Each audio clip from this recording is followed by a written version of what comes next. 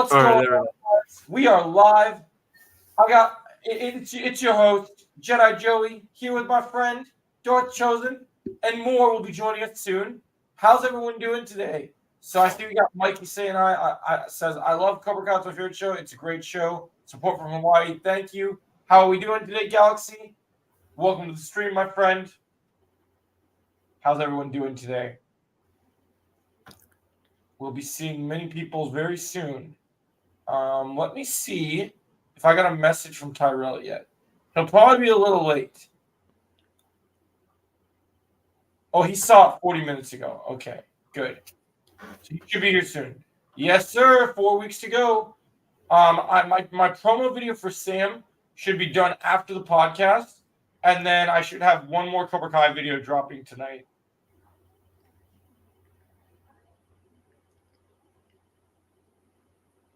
Let me see if I can. I think a lot of people will win the tournament, but I think specifically Robbie will win, Mikey. I think they've been foreshadowing that Robbie's going to get the win for a while, and I think this is his time.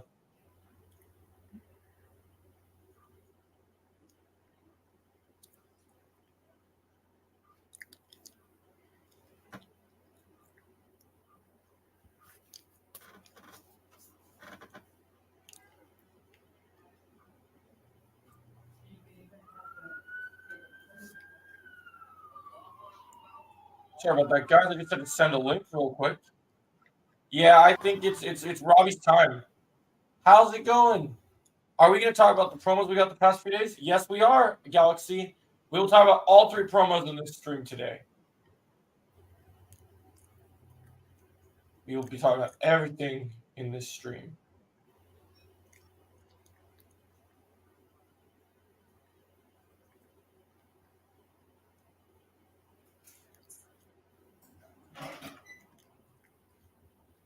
I'm live. Come join.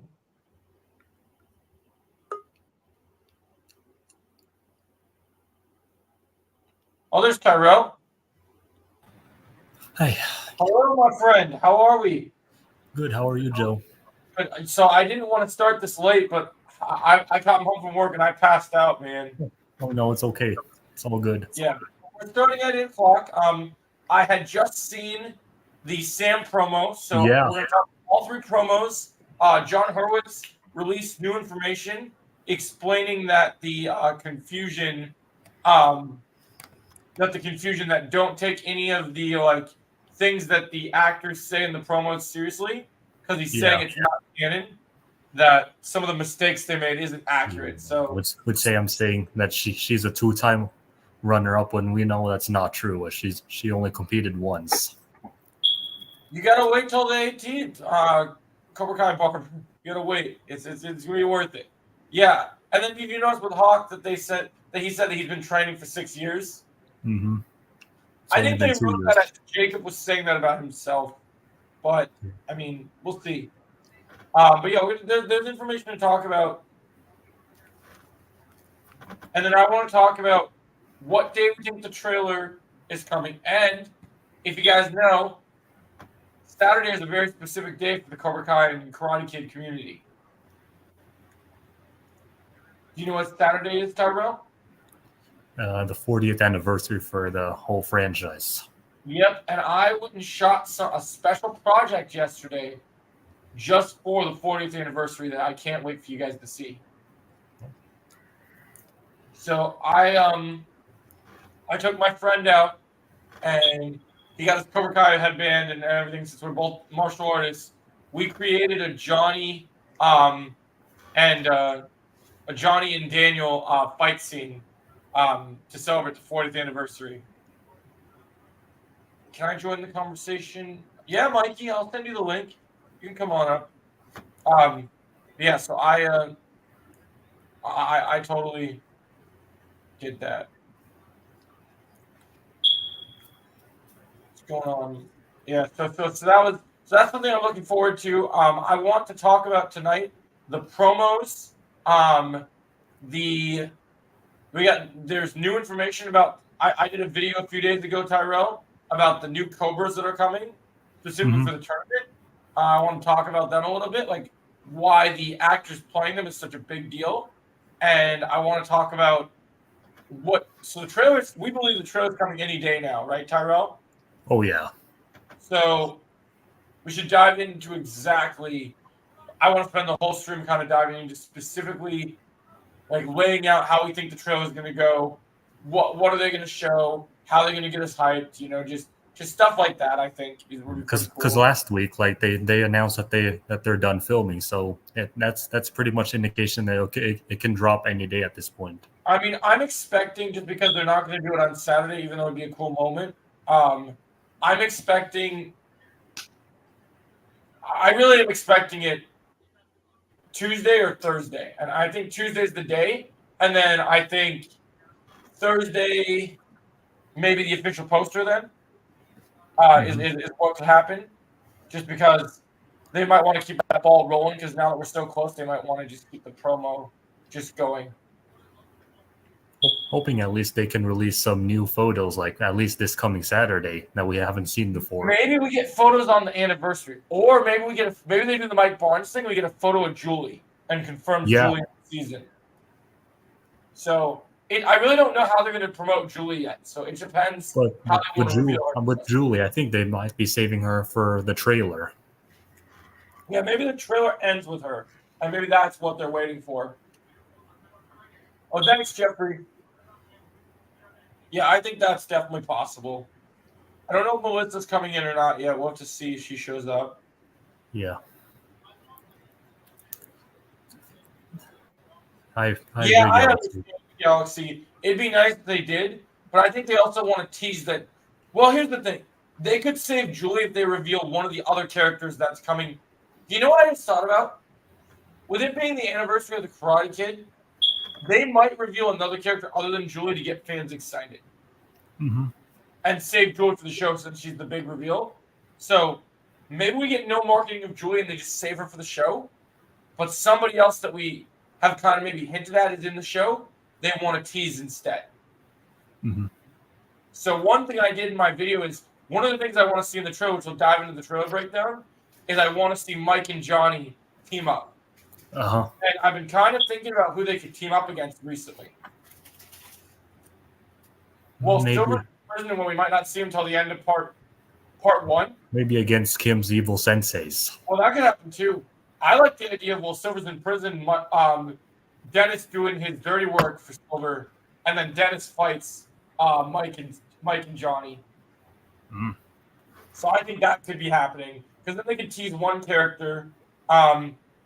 Now, it's a long shot, but since they've been hinting at it a little bit of like, I heard something like there's going to be a lot of, other than Julie, there's going to be other people from the movies coming in that we haven't seen before.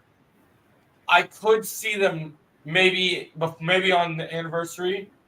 What's going on? How are we doing, Kenneth? I could see them teasing. I'd see them teasing Dutch if Dutch is going to be in the season. I could see that happening if they want to add him. Me too. It just depends. We still don't know yet what's going on. Yeah, how have you been, Kenneth? Okay, so I think that's possible. That's 100% on the table. So I just want to let you guys know. So Tuesdays are my days off. So if the trailer drops on Tuesday, I'm going to go live all day on Tuesday. Oh, is Mikey a friend of yours, Tyrell? Oh, no. Mikey, I sent you the link if you want to come up and chat with us. That's a good point, Galaxy. I think they should probably save Julie. But we'll see. I mean, they promoted Silver. They promoted all the other characters. And most of us kind of already know Julie's in the season. So, like, I don't know why they would hide her unless they have a specific purpose. Maybe there's something they don't want to spoil about her. It's not working. All right, I'll send you a new one. Just click the link right here. Try that link and see if it works. You think Melissa's going to come in, Tyrell, or you think it's going to be too late for her tonight? Never know. Yeah, she might grace with her presence. She might not. That's true.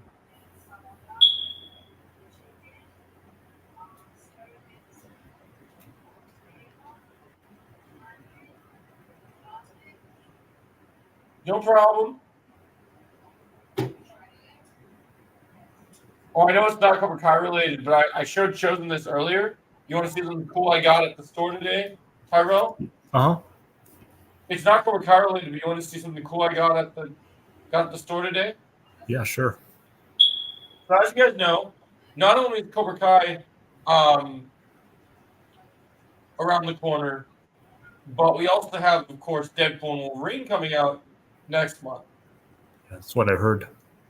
Well, I got this great comic today of Deadpool and Wolverine, all their times that they faced off. Oh, that looks sick. It's a graphic novel, man. I can't wait to dive into it. I might actually review it for the channel, do like a reading series with it. It looks pretty cool. I'm looking forward to it, and it's going to be great. Appreciate you guys being here. Hopefully it works for you. Yeah, I'm excited, Galaxy. Yeah, and if, like I said, if the trailer drops Tuesday, I'm planning on coming live because I imagine it will drop in the morning. I'm gonna be live all day on. I'm gonna be live all day when it drops because I want to make sure that I can get the breakdown done. I'm gonna make sure I'm live. That will happen, especially since I'm off. I have nothing to do that day, so I will be live the entire day. Everyone's here. Oh, we got 6 people watching right now. Make sure you guys smash that like button. Hit the subscribe if you're brand new here. Be greatly appreciated. I don't know what everyone else's goal is, but I'm trying to hit 2K right now, so any support is appreciated. So far, we only have the Daniel, Hawk, and Sam promo. I think. Yeah, True. Chosen thinks that we're gonna get either Dimitri or Robbie next. Oh yeah. Yeah, I have a feeling they're next. One of those two characters.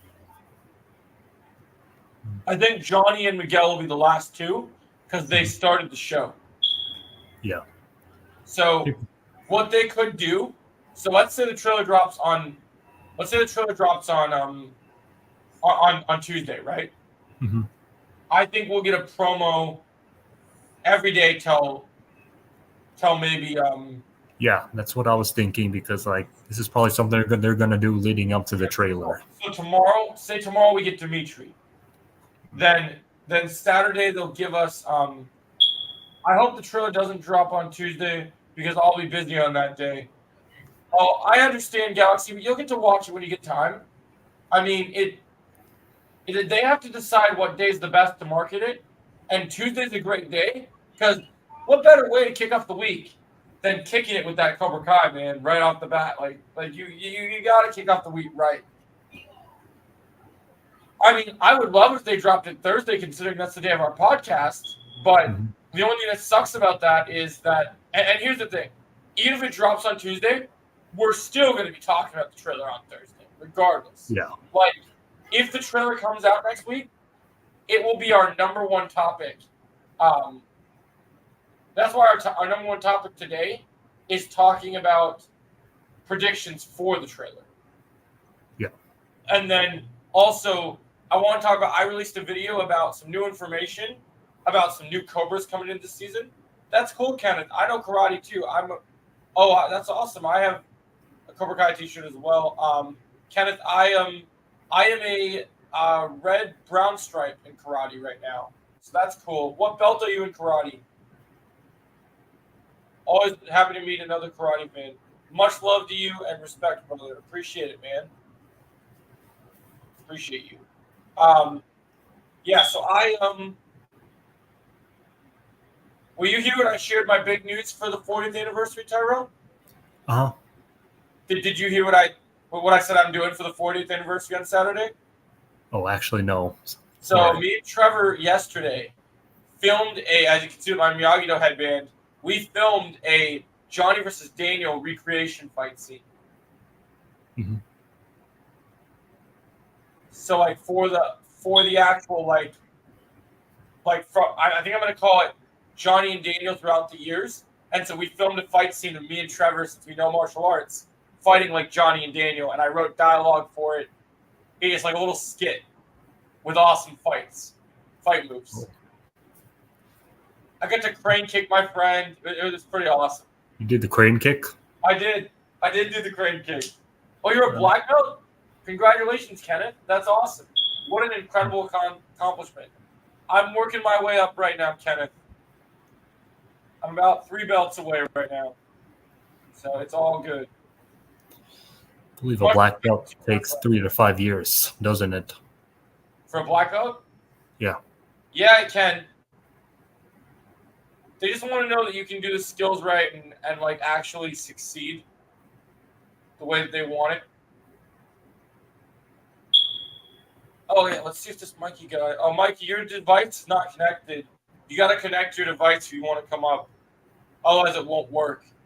So yeah, I think so I'm really excited about that because what was your favorite promo they did with Daniel, Sam, and Hawk? I'll be honest. I think the let's see if he comes up now. Hey Mikey, how you doing, man? What's going on? Is your mic on, Mikey? Hello?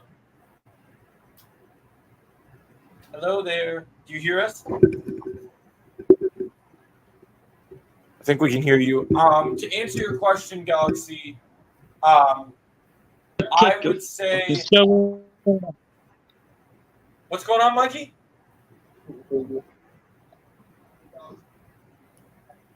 Hello? Hello? Weird. What's going on, man? Oh, yeah, it's trouble with his mic or something. Yeah, you have an issue with the mic? It's okay. To answer I think everyone can go around the room and share their opinion on the promo. I would say the Hawk promo is the best promo because of the fact that we got the reveal of the geese. Yeah. Mm-hmm. We have like American flag representing USA, and we have like an eagle above the bonsai tree. I love that homage. That's amazing. Me too. Except it kind of would have been nice if we had like mixed with like red and white representing Eagle Fang and Miyagi-Do. But I still love the gi. That's awesome, Kenneth. I really hope that we get to see. I really hope that when Johnny gets his gi, since they haven't shown anything except for the pictures we've seen on set, I hope that there is a one idea I did in my Johnny and Daniel recreation fight scene is I did a bit where I actually handed a Miyagi-Do gi over. I was fighting Trevor, who was playing Johnny, to see if he could be a Miyagi-Do sensei. So I would love for John. I still really like. I don't know what you think about this theory, Tyrell, but I think that when Chosen is sparring with Johnny in season 6, part 1, which I still don't know. I at first thought it was going to be in episode 1 that fight happened, but now I don't know if I'm fully convinced in that theory. It could still happen, but what I wonder, and this trailer will hopefully give us more answers. What episode do you think Johnny totally agrees to be squared into to Miyagi-Do? If I had to guess, maybe around third. Get the episode. fuck out, Chosen. I'm gonna kick your fucking ass. Okay. What's wrong with Get Chosen? the hell out of here. Okay. Caleb, we know this is you. Get out of here. I'm gonna kick your fucking ass, Chosen. I'm gonna kick your fucking ass, Chosen. You're a steroid motherfucker. I'm gonna kick your ass. Okay. Who is this guy? Kick this guy out. Ass. Get out of here! What, Bro, what- I'm about to leave, and then this guy comes here, coming after me. Like, I'm about to go, and you're over here coming after me. Can we I have to- literally have one? Melissa's here. Hey, what's up, Melissa? Welcome. I had a feeling that would happen. I had a Dude. feeling it was him. Can we just have one stream, drama free for once? Like I know. just one time. I have to That's go why- now, and this is what this guy has to say to me. I actually have to go, Joe, but this was fun. Well, thanks for being here, Chosen. I understand. Well, we got Melissa here, and we got Tyrell, so I'll be okay, Chosen. I got Oh, mods here. I got Underground in the chat. All right, let's see what's Melissa, later. Didn't notice Underground was Hey, here. Bonsai. Bonsai. How's it going? yeah, And no, I thought he was good. No, it's all good. I thought he was a good person. That was my bad. You're right. I won't allow any other more randoms. It's all good. I was trying to be good What happened? What happened? This We guy had came someone- into our chat and he Pretty started sure- cursing at Chosen. We had And I knew it was Caleb. Because somebody was being nice and was asking to come up, and I was like, okay, well, they seem genuinely nice, so I figured I'd give them the benefit of the doubt. And then they were just, you're all good, Galaxy. But then he was being an asshole to Chosen, so I was like, not working. You must be in a good considering we just got. You shouldn't go over. You shouldn't come on to anyone's channel just to be a jerk. Yeah. Yeah. I literally said I'm over it.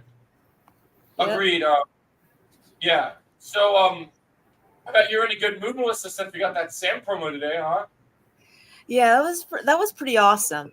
The only thing I didn't like though was her saying that as them having her saying that she was a 2-time All Valley finalist. See what John said? John said Yeah. that the people that are doing the promos, none of the information in these promos is canon, except for Hawk showing the Miyagi-Do gi.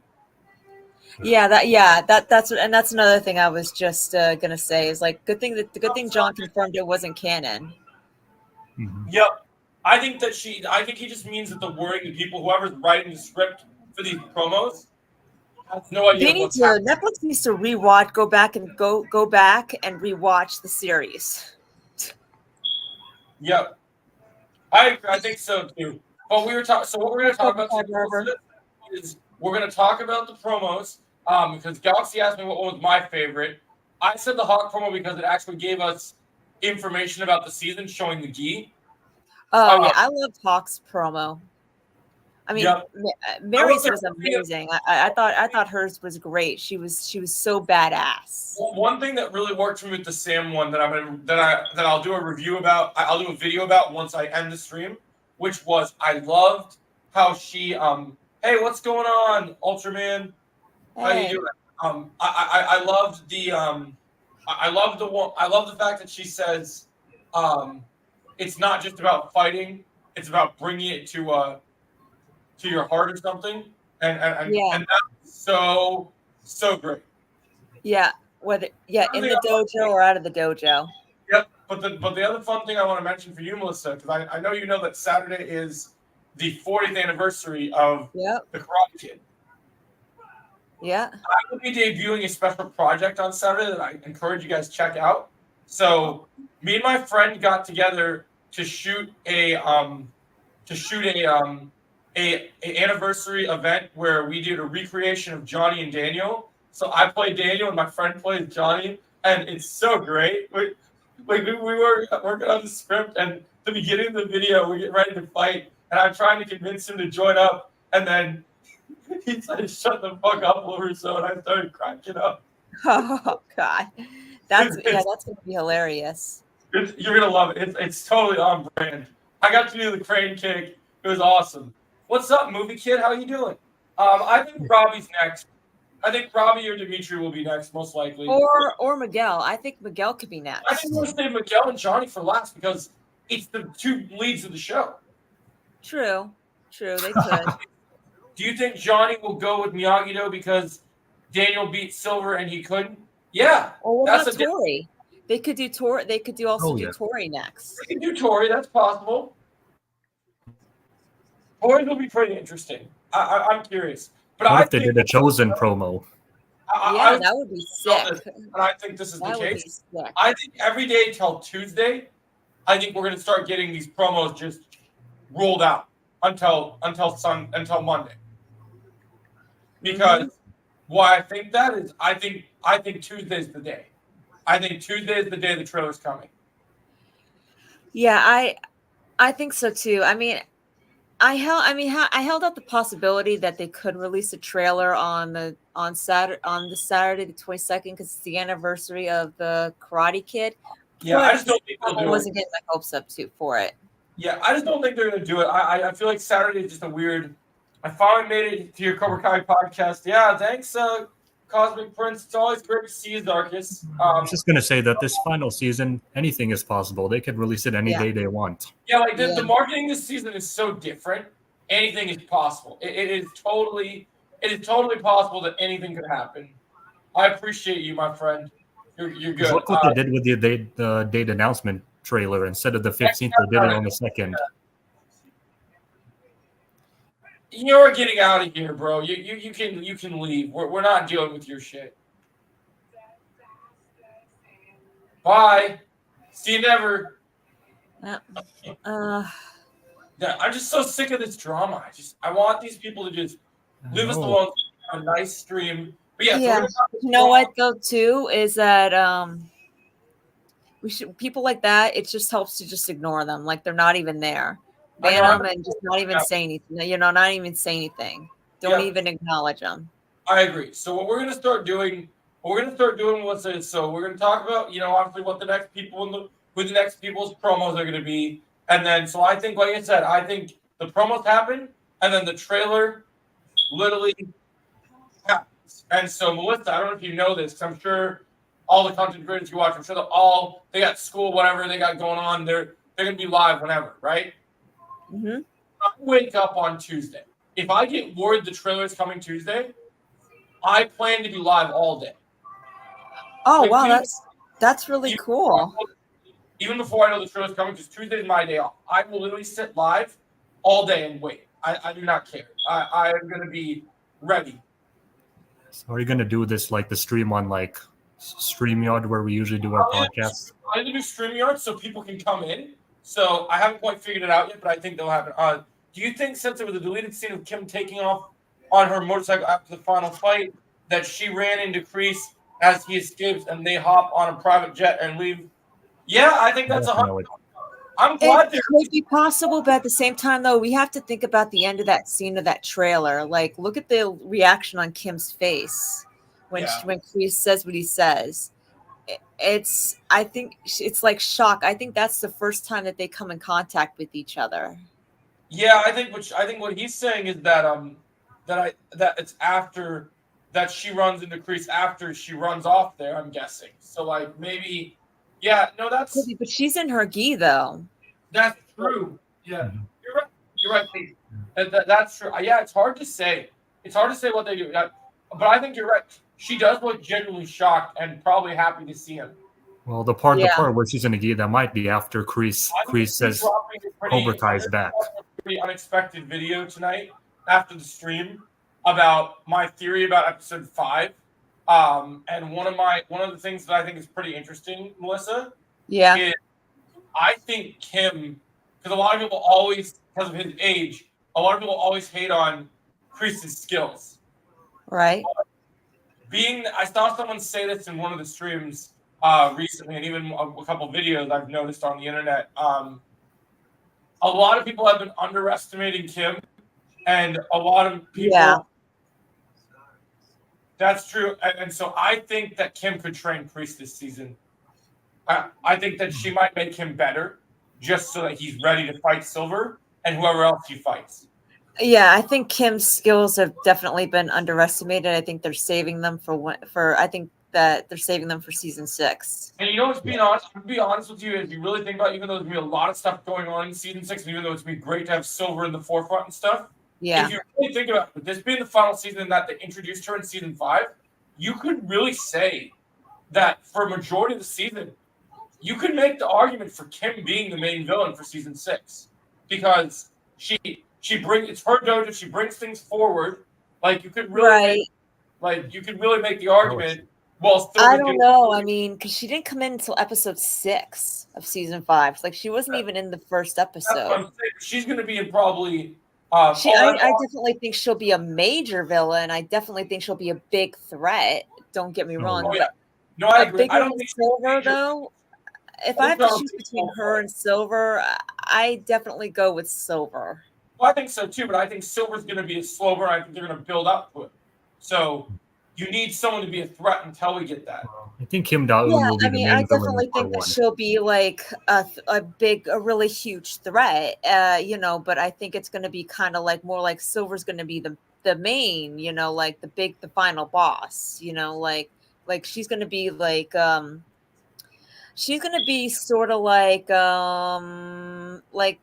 think of it like think about what Snake was to Mike Barnes. Yeah, I think it'll be a warm up. I think it's definitely gonna be a warm up. I don't think she'll be the main villain, but I think we're gonna see a lot more of her than what we saw in season 5, and I think she'll be very significant for sure. But I do think that it ends with Silver. I do think several people are going to get their licks in with Silver. I think several people got a problem with Silver. So everyone's taking their shots on Silver this season. I think everyone's going to get their revenge for sure. Yeah.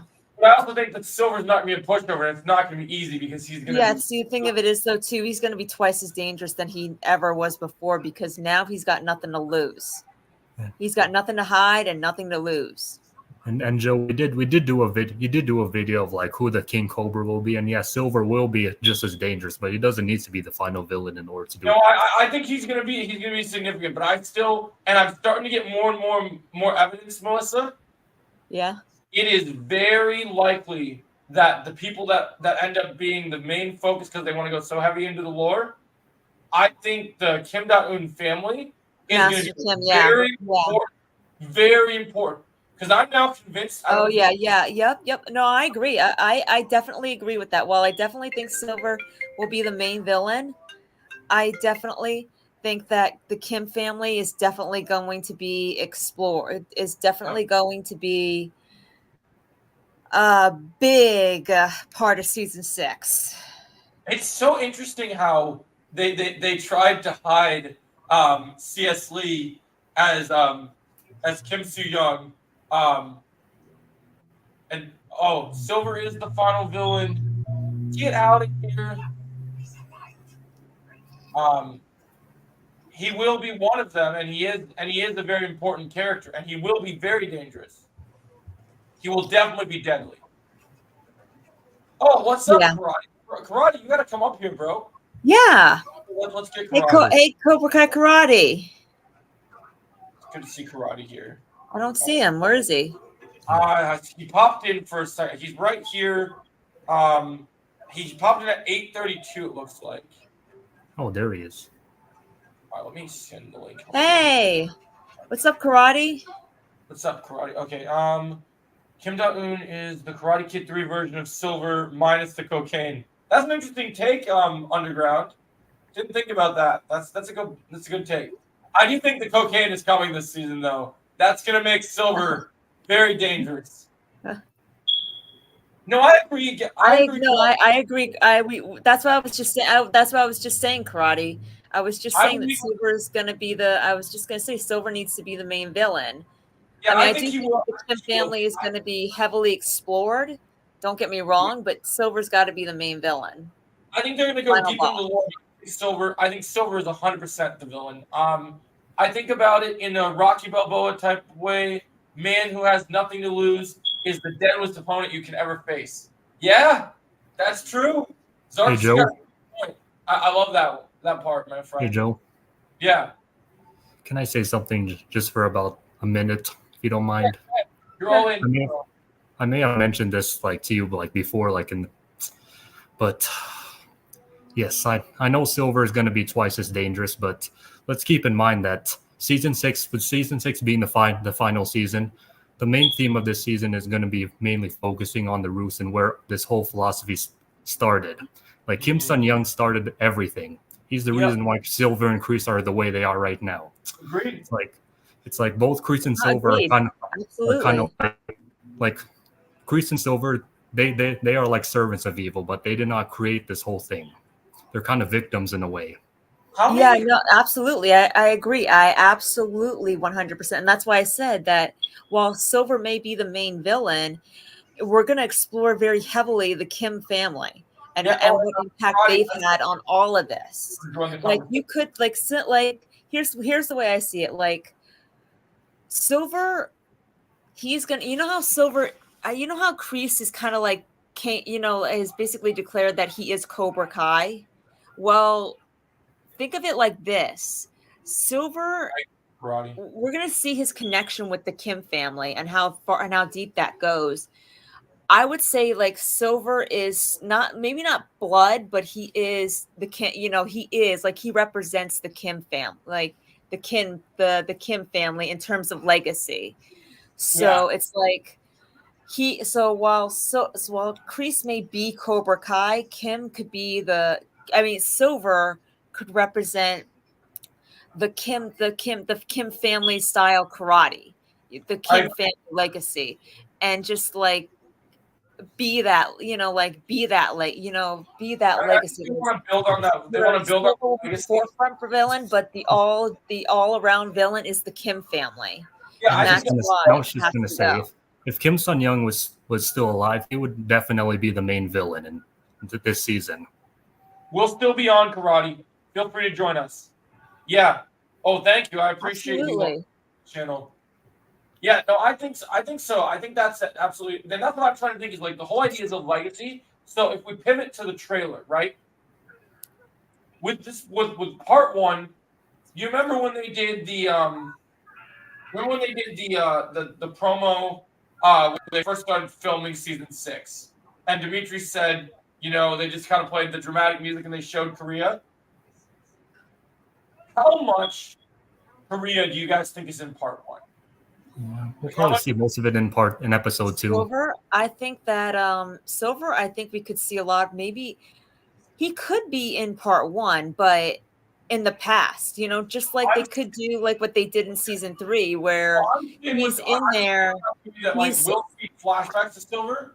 Right, that's what I mean. Is like we could see like they could do what they did in season 3, where Silver could be there, just in the past. Silver could be in the season, but just in the past.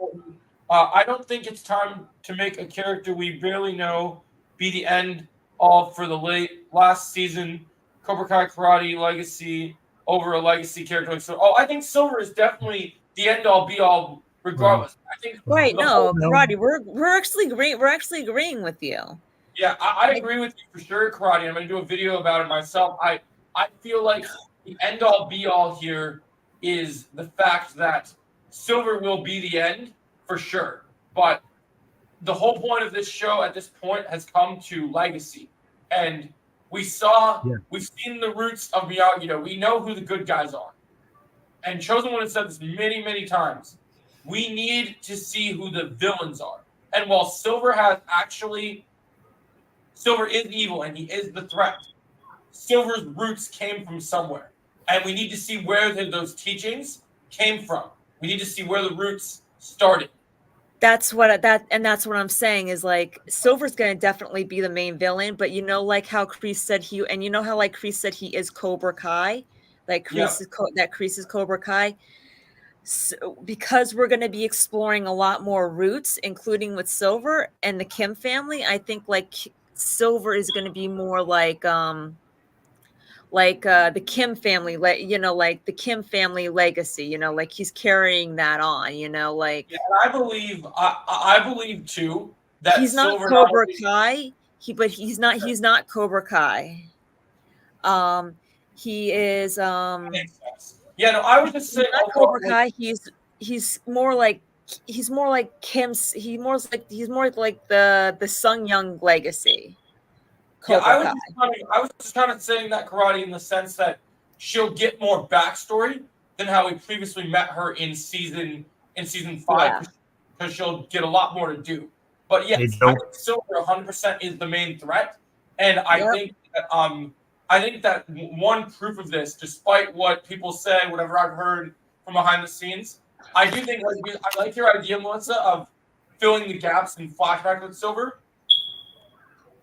But I do think with us waiting till November, I do think we get one glimpse of present day Silver before the credits roll. Yeah, that's what I think too. Yeah, I think that's 100% happening. Like, I think credits roll, it ends with Silver, and then we start, and then heading into November, and also when they do the trailer for part 2, I think the part 2 trailer is going to be heavy Silver. I think it's heavy Silver. No, I don't think that will happen. You don't think it will be in part 2? You don't think it will be great? I'm talking about like what Barbara said. Like training Sam. Yeah, that one happened. Wait, what happened? He says his theory he thinks Kim will train Sam. I'm like, no. That ain't happening. Nope. Underground. I was just playing that. No. Yeah, I can't let you come up, Karate. I got lots of stuff to talk to you about. Anyways, Joe, what I was about to add to about who's the final villain. It's like I did say this before, but like But like, in what way, like the Silver being the final villain, make the whole entire franchise come full circle? Because to No, me, it looks because like you know why? It would completely destroy. It would make no sense. She spent the entire series wanting to take that dojo down. Why would she agree to? Why would she agree to be trained by any sensei that's from that dojo? yeah. I agree. I don't think they'll skip over the scroll stuff. I think the scroll stuff is going to be very important. I think it's going to be very important. No. But yeah, anyways, what I was gonna say is that yes, like I feel like Silver being the final villain, it will only make his character villain arc come full circle, but it does not make the whole story, the whole franchise come full circle because he didn't start the whole thing. Yeah, you know, it doesn't, and it doesn't. That's why they've said that they have enough story to expand the Miyagi-verse. You know, That's why I to will keep the defend. Miyagi-verse That's why going. as much as everyone is still whining about this not being released in one full season, I know. Give it up. The reason they I'd split, rather they do it this way. I think it's so much better. I think you can make both work, Karate. I think that you can interlink them together, and you can get so much heavy lore. No, that's not true, and I'm ignoring you. No, you're not. Don't read the last comment in the chat.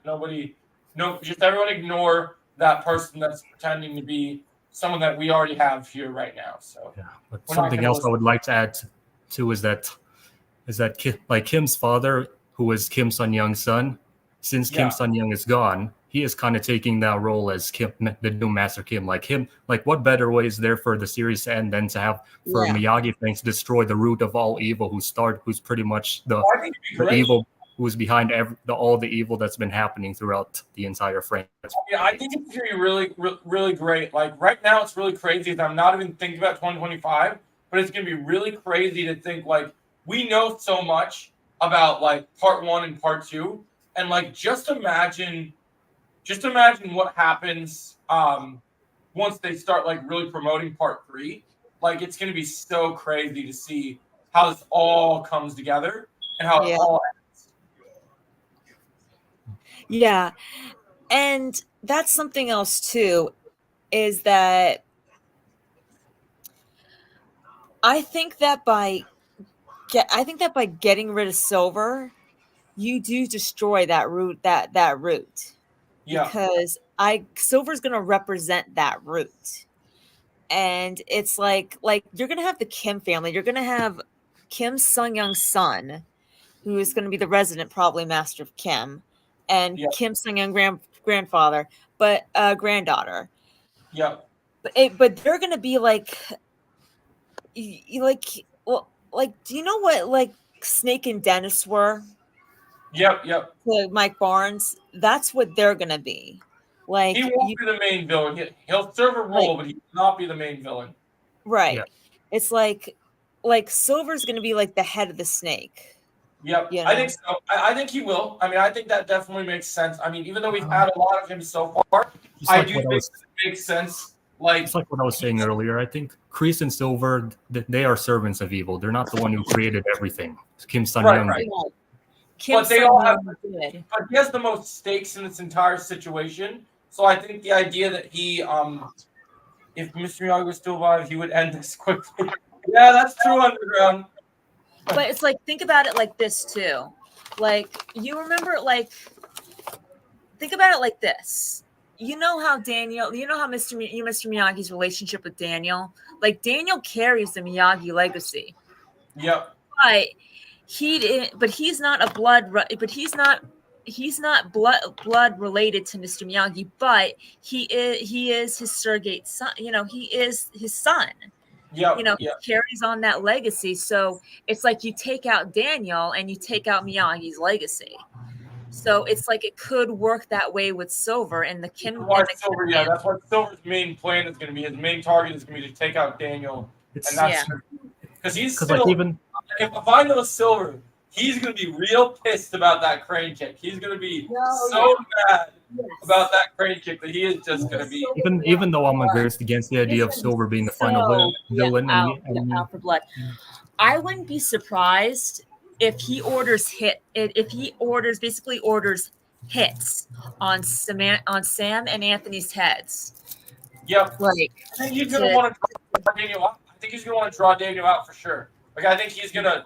I think you could see, even though we already saw them fight, I think at some point during season 6, you'll see almost like a sort of like Western sort of like feeling standoff of just the idea of like Silver has gone so far that like he's already pushed Daniel to the edge. But like we talked about, Melissa, Daniel will have such a sense of false security in the beginning of this season that once Silver is back, I think he's definitely going to make it known very early on. Mhm. And then he's going to start to really piss Daniel off. Like Yep. he's going to really start making him mad. I mean, 'cause I think he meant that threat. Well, I don't think we'll ever see Sam in Cobra Kai. I think he meant what he said to Daniel in season 5. Oh yeah, it would definitely be a Silver thing to do, like to go after Sam and Anthony. This pit that began Kreese and Silver's. I mean, it would definitely. I would definitely see Silver going after, trying to influence Sam and Anthony. Post season 4, I would have said that he would have a better shot with Anthony, but he was never. But after season 5 with Kenny bullying him, that was never going to happen, and he was never getting Sam. No. My biggest question is Not any season. because we know we are going to get so much of Kreese this season. How long is it going to take Kreese to find out that Silver's not in prison? Like, Not long. yeah, I don't think so either. Not So long. you think in part 2 he'll know? Most likely. Or He'll figure it out. yeah. Maybe at the beginning of part 3. Because my guess is, and I've talked about this numbers of times for sure, we have to think, I don't know about what your guys' opinions are, but I can't see them not having Kreese, because you want Silver in the whole show. I can't see Silver and Kreese not facing off on, like, they have to face off in the series finale, because they can't kill Silver, and they can't kill Kreese till the end. So they need them to be at the end. If they're not at the end, then there's no plan. So you have to have them face off at the very end, for sure. So something I was gonna add, Joe, is that even though if this wasn't the final season, Silver being the main villain would totally work. But since this is the final season, it's like I'm kind of against the idea of Silver being the final boss and being the end all be all villain, because like it doesn't really make the whole show come full circle at all. And I'm not saying this because I think Silver's not going to be a great villain, but it's not really about who's the best villain. It's really what makes sense for the whole story coming full circle. So that's why I think Kim's father fits that bill. I kind of like the idea. Here's my thing that I will say 100% Galaxy. Now, I'm a big story writer in terms of like villains, and villains I really love strong villains. I'm not a fan of, even though I've been a big Star Wars fan for years, I hate the idea of these great villains getting these just random redemptions just because they want to do something different with the character, right? I don't want Silver in jail. I don't want Silver in jail, because the longer Silver is alive, the longer there's the chance that somebody could spin it. Not that the writers would do this, but there's always a chance that Netflix could put something in there where they could put some sort of conversation, some sort of redemption. I think with them both being soldiers, it only ends with Kreese and Silver one-on-one killing each other. They're soldiers. They have to both die. It just makes sense. You have to take out both snakes at the same time. They have to both. I don't want him in jail, because otherwise, what was the point of getting him arrested last season, and then it's not going to stick? And then even if it does finally stick, that's no way to end the season. He has to end. If you're ending Cobra Kai, you got to end Silver for good. You got to end Freaks for good. Yeah. Oh, and Underground, technically, he kicked his face. Mm-hmm. Technically, Daniel kicked his face. Do you think Daniel will be petty towards Silver? Like, do you think he's going to say that he'll kick him again? Like, but Silver better bring some new tricks to the table this season. If Daniel's going to be that. I could see him though. But like I said, like what you said before, about him going after Sam and Anthony. Silver going. That would be a Silver move. He's not. I mean, don't get me wrong. He like to get them to join Cobra Kai post season 4. He would have had a better shot with Anthony. I don't think he's going to get them to join. I think he's even though they're skilled fighters, they're still teenagers. I think he'll kidnap them. I think he'll use them. No, I mean that's I don't just going in with his character, like that's like how they wrote his character. That's not within his character. You don't think he'll go that evil? No, because it's just like that's just not within Silver's like character. You know, like they're sticking like they'll change his character, like they'll change his character a little bit, but they'll stay like kind of like. You know, Cobra Kai goes on a certain path with their characters. I don't think it's not a kidnapping story. He might be able to manipulate Anthony, but there's no way he'll ever be able to manipulate Sam. So how can he pose a threat to Daniel's children without like easy? He'll tell his fighters to go all out, to injure them. He could. That's true. That is true. And we are hearing more and more news. I did a video earlier this week, Melissa. We are going to have some. One thing I will applaud them for this season so far, when they said that this is going to be the biggest and baddest season, they were not joking. They are going so out on grabbing as many legitimate martial artists in real life as they can get to make this tournament as crazy as it's going to be. Because I did a video about all the different people that they're bringing in, like the new Cobras are going to be crazy. Yeah, and that's what I mean. It's like kidnapping them is not. It's just not within Silver's character. Not for Cobra Kai. I'm just trying to think of a way that he'd be able to, but sending the fighters after would make sense. Yeah, put them out of commission. Especially Sam. You know, like she's gonna. We all know. Anthony's not gonna make it to the finals.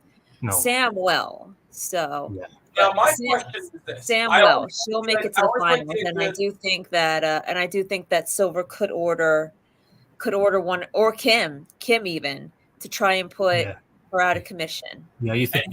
Speaking of Kim Da-eun, do you think like she could try and get into Sam's head? Probably. She could make an attempt. Do you think Kreese will betray Kim or vice versa? I think he will. I do think so. I think if Kreese learns about what happened with Tori, I think all bets are off. Oh yeah, yep. But that's why all bets are off.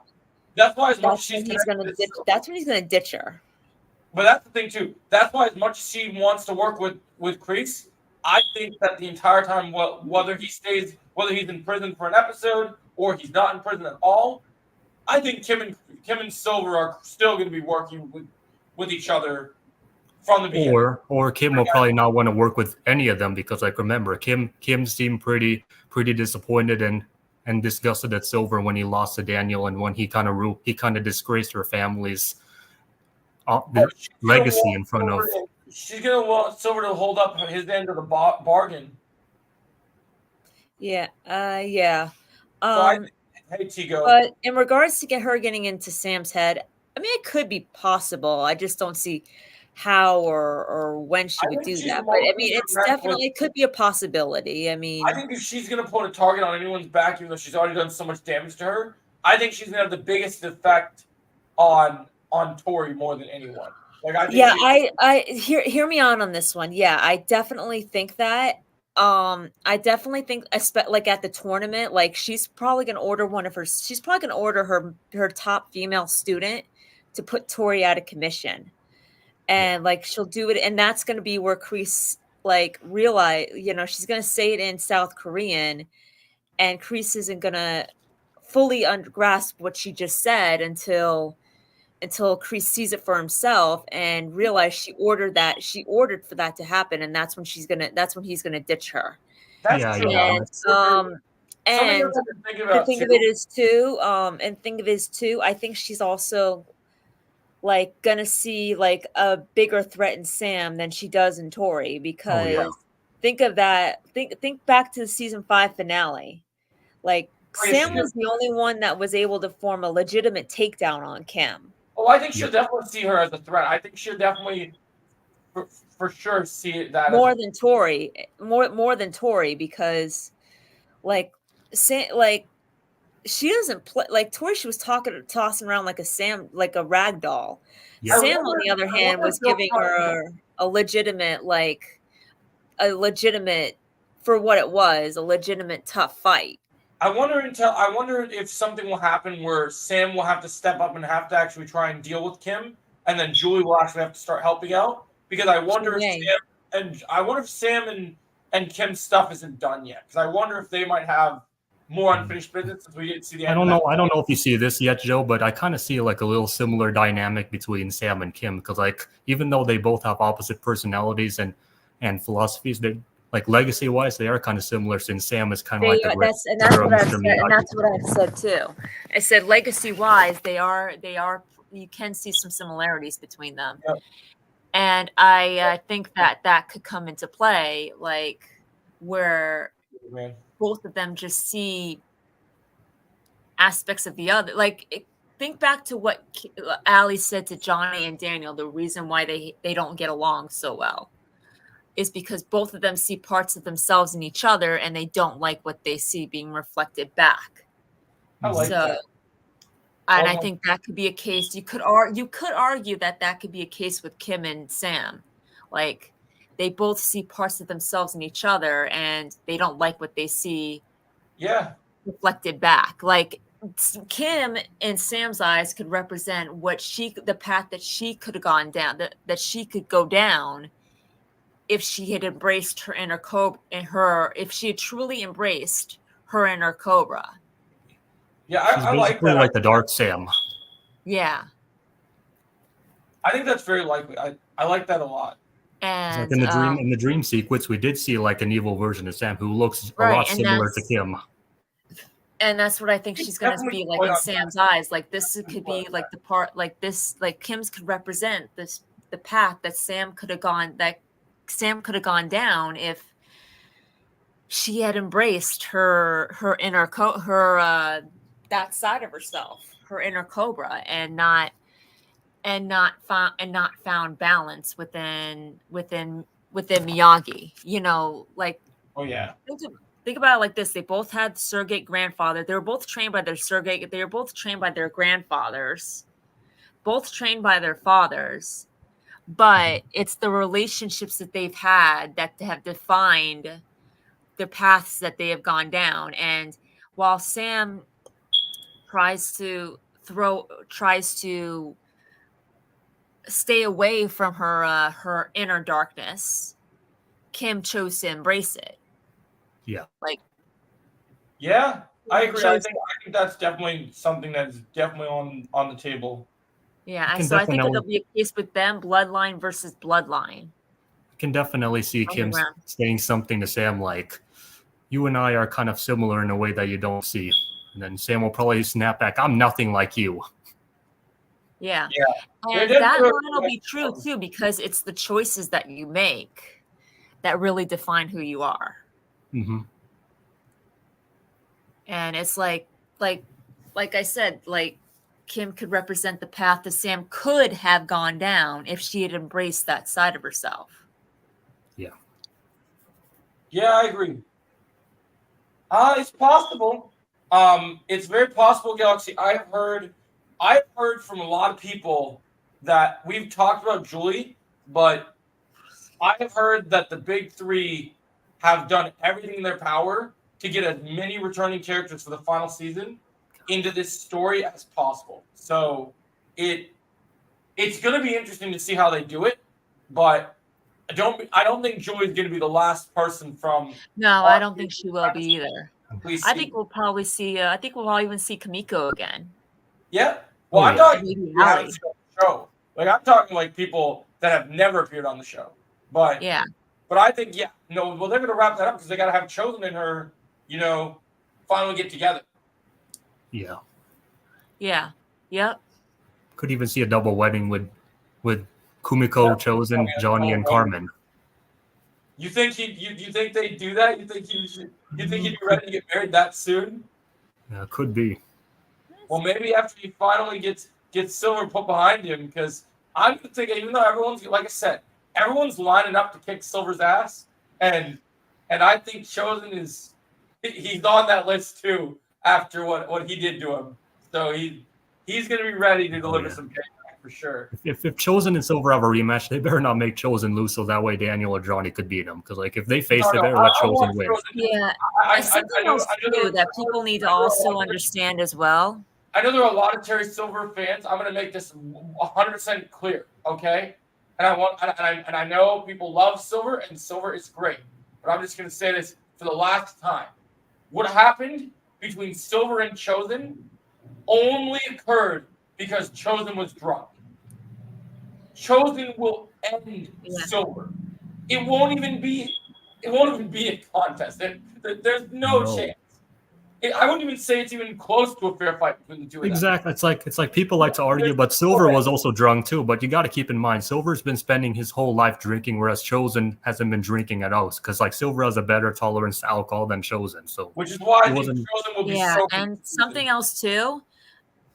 What people also need to realize is that when Daniel fought Silver in that final fight, Silver was heavily worn down and beaten down by Chosen. That was right after he faced Chosen. Yeah, and then I'm not saying that Daniel couldn't have beat him even if Silver hadn't fought Chosen. I'm not saying that. It just would have. It would have just been a more intense fight, but I do think Daniel would have still come out on top. But think about how easy that fight was, and it was because. Do you think because those two are so important and they've been at each other's throats? Do you think we'll see a more even Daniel and Silver fight in season 6? I definitely think so. Yeah, I do. I definitely think so because the fight at the finale, like I said, Silver was broken. He was beat down, and it was after he had faced Chosen. And while I still do think that Daniel would have beaten Silver in the finale, because he was more balanced. He was way more balanced than he was in episode 5. Yeah, Ryan, I think we're going to do it. I'm going to do a video about it. I think it would have been more intense. I definitely think it would have been more intense and just definitely more a lot more longer, whereas this fight was basically like 1, 2, 3. Like it was over in like a minute. You know what I just thought about that would be fantastic for the series finale? Because Kreese and Silver are never going to be at each other's levels because Silver leagues above Kreese. But we want Kreese to get revenge on Silver, right? Yeah. So talk about Silver being worn down, right? If in the series finale, if it comes down to the Valley, I could see Silver getting the shit kicked out of him by everyone leading up to Silver and Kreese, so that when they get to the fight, it's just gonna be over because Silver is gonna be so worn down by everyone. Like Mike's getting licks in, Johnny's getting licks in, Daniel's getting licks in, everyone. Chosen, like, let's just pass around how much we hate Silver. Like, just everyone beat the crap out of Silver, just pick the shit out of you constantly. Oh god. Something I thought about, Joe, like just imagine like after they beat Silver, just like at the start of season 6, just imagine where everyone thinks it's all over for good until Kim's father comes in and it's like, nope, we're not done. Yeah, I agree, Galaxy. Even though Karate makes good points why Hector shouldn't come back, I think him not returning would make the Mexico storyline important. I still stand by that. I think that's accurate. I think we'll see Hector again. I don't care whether or not he returns one way or the other, as long as it suits the story. Yeah, like I think as well. I feel that there's more story to tell, and as long as they have a way, even if they don't, and what they could do is maybe they don't necessarily even have to have him appear. Maybe they just find a way in dialogue to wrap that story up. As long as they wrap it up, that's fine. Like, but I would like to see him appear because part of me really wants to see. I don't know what it is, but since Cobra Kai is all about and the Karate Kid, and the whole message about family and legacy, right? Mm-hmm. I think it would be so poetic right before Johnny is about to marry Carmen if he just finally just defeated Hector, just just so that they have finally put that to bed, and Carmen can rest easy, Miguel can rest easy. Just put it to bed so that it's done. Because I feel like you want it to be done. I want Miguel to be the one to put him out of his misery. Oh, I think we all do. I think that's why it'd be great. Miguel or Johnny or both. I think, hey, we talked about double brackets, double team, baby. Let's go. Yeah. Come on, son. Like, imagine you finally. You'll be great because remember in season 4 when Miguel was hurt when Johnny called Miguel Robbie. Yeah. Imagine you have this iconic moment and you see the two of them. Like, imagine they're at the tournament in part 2, and imagine Johnny and Miguel have to back out while Robbie's about to get ready to fight a couple more matches before the final showdown happens in the tournament, right? And then they step away and they're like, "Okay, son, let's finish this." And then you hear Johnny. You know what would be even memorable is that is Miguel calling Johnny dad. Yeah. All right, Dad. Let's kick his ass together. No, you know what would be great? You know what I just thought about? He looks at Johnny and says, he just looks at Johnny and Johnny nods. He's like, yeah, it's time to kick this pansy bitch in the face. Yes. Yeah. Yeah. Hey, Underground was just asking about the Sam promo. You want to start showing that? Did they release pictures of the Sam promo? Because I couldn't find any. I think you can pull this up on the share screen. Yeah, I saw. We can put it on share screen. Something else too. I want to make a point to everybody. John Hurwitz confirmed this. The promo, the Sam promo, the Hawk promo, they are not canon. Yeah. They are not canon to Cobra Kai. The only part of the Hawk promo that's canon is the gi. That's what I said. I talked to that. Ryan, let me add you as a mod real quick. Yeah, no, I said that as well. I noticed that right away when I saw that mention. I mentioned that in the beginning of the stream before you got. So do not take what they say seriously. Yeah. All right. You're back. Yeah, I'm back. Sorry, I had to go do something. I'm back though. So. Yeah. I'm sorry about that jerk that was online. That was on here. That was so out of line. Do you have pictures of the Sam promo?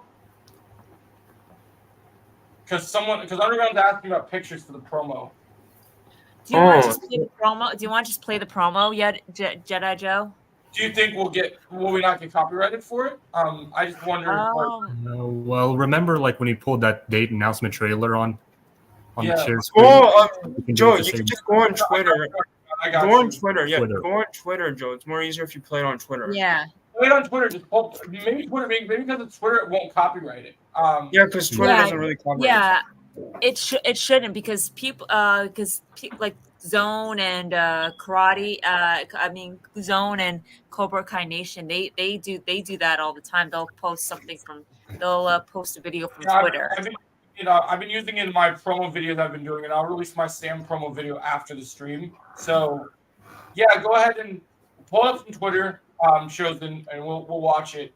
Well, let me hold on. I'm gonna be right back real quick. I need to get my charger for my laptop because it's gonna die. So I'm just gonna watch. Get your laptop charger. We'll be here. Yeah, we'll get that rolling in just a second, Underground. So it shouldn't be a problem. It should be pretty easy. So while we wait, who is this? I'm not letting them up. I don't know who this person is. I've never heard of you, Perry the Platypus. No. I don't know why you hopped in my queue, but I don't know you, so you can't come up. We have too much drama already going on. We need to keep this. This is meant to be a structured podcast, and I love having guests. I handpicked my team for this podcast, and I want to stay true to what my team's about. Look, like Daniel says, look, the roots are strong right now, and my tree will survive. So it's all good. So don't even worry about it. Oh, Karate, is that your other account?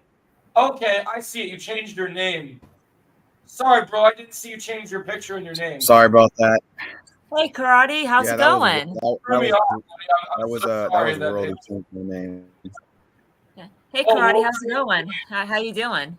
I didn't know that if you're on the other StreamYard, or someone changes your name on their StreamYard, it stays on your account because World Rold gave me that name on his live You're last good. time.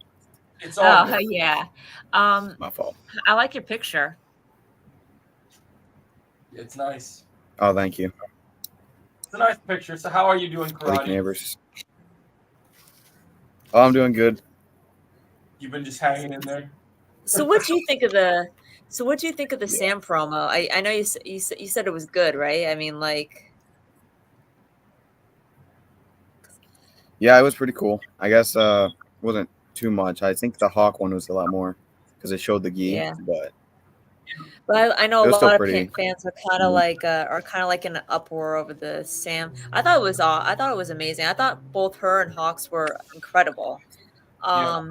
But a lot of fans are in uproar because of what Sam's saying, that she was a 2-time finalist. But John, like, he set the record straight. It's not canon. The promos are not canon to the karate. yeah, those are, I think It's karate. What? yeah. I think these are just for like get fans excited and whatnot. I'm sure we'll Yeah. get a Just- trailer. Netflix needs to soon. go back and rewatch the Cobra Kai series, because they're Yeah, like, I've been rewatching they're them. getting a lot of stuff. They're getting in these promos. They're getting some stuff wrong, and Yeah. fans are noticing it. They're doing it on purpose. But Either to cause and that's what I'm thinking too. It's because it's probably caused controversy among the fandom. Like I we agree. don't have enough of that. Yeah. I agree. I feel like honestly we're only gonna have a few more of these promos and then the trailer will be here. So Yeah. it's all good. Who do you think they're going to do next, karate, in the promo? I think we had to get a Johnny one. You think Johnny's Yeah. next for sure? Yeah, Either I'm sure Johnny. I think they'll do every character. I think we'll see Yeah. Robbie, we'll see Miguel, You think we'll they'll see even we'll see do? Corey. Do you think they'll even do? Do you think they'll even do Silver? I don't know about him. I think they're keeping him secret. Yeah, that's what I Frozen thought. hasn't pulled up. All right, here's the promo. Oh, you got it. Okay, cool. All right. All right, hold on. Let me follow up. Just make sure to put the volume. Yeah, All right, hold on. we'll be All right, okay. here we We go. got the promo right here. Good. All right, you guys ready? 2 minutes Yeah. and 30 seconds. That's a good. Wait, do you guys want me to put the volume up a little bit? Yeah, go ahead. Turn it up.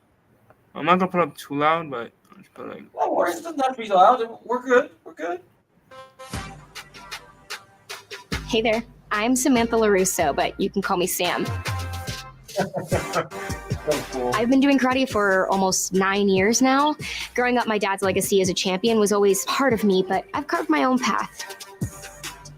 And as a 2-time All-Valley finalist, I've learned that it's not just about winning a trophy. It's about standing up for what's right and finding balance, both in and outside of the dojo.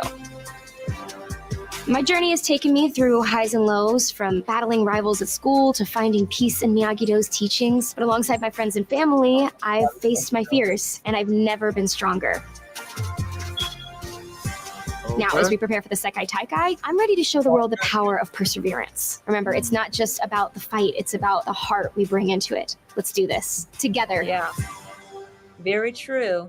The I bonsai love that. I badass love that yourself. line. Also, I know. as somebody who is a Yeah. karate enthusiast, I just want to say, Mary, that is the cleanest axe kick I have Yeah. ever She's seen. the goat. She's Ever. the goat. She She's the is. absolute goat. About to win this whole thing, I'm Yeah. so, the girls division. I couldn't. You know be more- what's- She I puts just the say one- badass in the bonsai?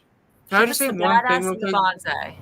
I have one thing to say about the promo real quick, and I just noticed this Go while ahead, watching it. go ahead, Jordan. The floor is yours, my friend. The fact that you said two-time All-Valley finalist, I'm kind of. It's not canon. No. No, It's not Wouldn't- John canon. Lewis already You said know, that. you know the one thing I was because I was thinking like even if it wasn't canon, like Yeah. like if it wasn't like if it actually Yeah, was why a did they thing, put that like, in, though? oh. I don't The know. people I the don't know. people- Like I said, Hey Sam, did you secretly won an All Valley without us knowing or something? Like that? it's like I said to you, karate. It's confused. That line has just confused me. Like, I don't know why they would even bother to It might put have it just in been. there. I don't know. I know it's not canon, but I don't know what was even the reason to put that in for. I don't. But Unless it was a mistake. I don't know. I think it was to cause controversy. Yeah, that's funny though. Like She said, Maybe. yeah, It's not canon. Cause It's controversy just in the fandom.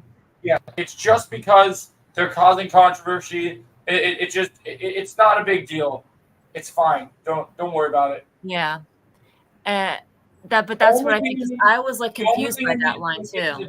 The only purpose of these promos is promotion for the characters and just the fact of their journey and their legacy. And the only thing that's been 100% canon at this point is that we have seen the new geese. And that's why I've said, Netflix needs to go back and rewatch these, go watch the series because Well, they're here's the getting. thing I don't understand, okay? And hear me out on this. And I know they can't go backwards because obviously this is the final season. What they need to start doing with these projects is, I know that you have marketing teams for these big productions, but they should let the creators actually be in charge of the promotion for these projects so that they can actually do the stuff. Yeah. The creators should. for season 5, it would have been entirely different. Yeah, the promotion sucked ever since it came to Yeah. Netflix. Yep. It, 100%. You need Season to 4 let had the good big- marketing. I'll give that. Season 4 was good. They had a lot of cool promos and trailers, but everything else, Well, you know why season 5, season 4 was, season promotion. 4 was marketing for it, right? It was the first season that Netflix 100% owned. Yeah, no, Yeah. I agree. That's Like why- they need to put the big three in charge of the promotions. Yeah. They need to do that. You'll like to see one with Kenny apparently. Oh, I highly God. doubt it. Oh no! Please don't do one with Kenny. No. I I'm don't good with want- that. I'm good. Yeah, me and Karate know what we're thinking right now. So Yeah, but I wouldn't pay too much attention to the two-time All Valley. Well, she said two-time All Valley finalist. that makes sense, actually. Thinking about it a little bit, like honestly. I agree, Ryan. I agree for runner-up. sure. She said two-time finalist. But Yeah. like I don't even know why they would even bother to put that line. Like I said, I think it was to cause controversy, and Yes. that's why I think the big three were quick Wait, can you give me to. John was quick to come in and say Last it's time, non-canon. Can I just say And one thing real quick? Netflix is in charge of it, not them. And in Yeah, my that's the opinion, thing, they need to go back and rewatch the series. Agreed. Can I just I say mean, one thing real quick? Joe, can I just say Option.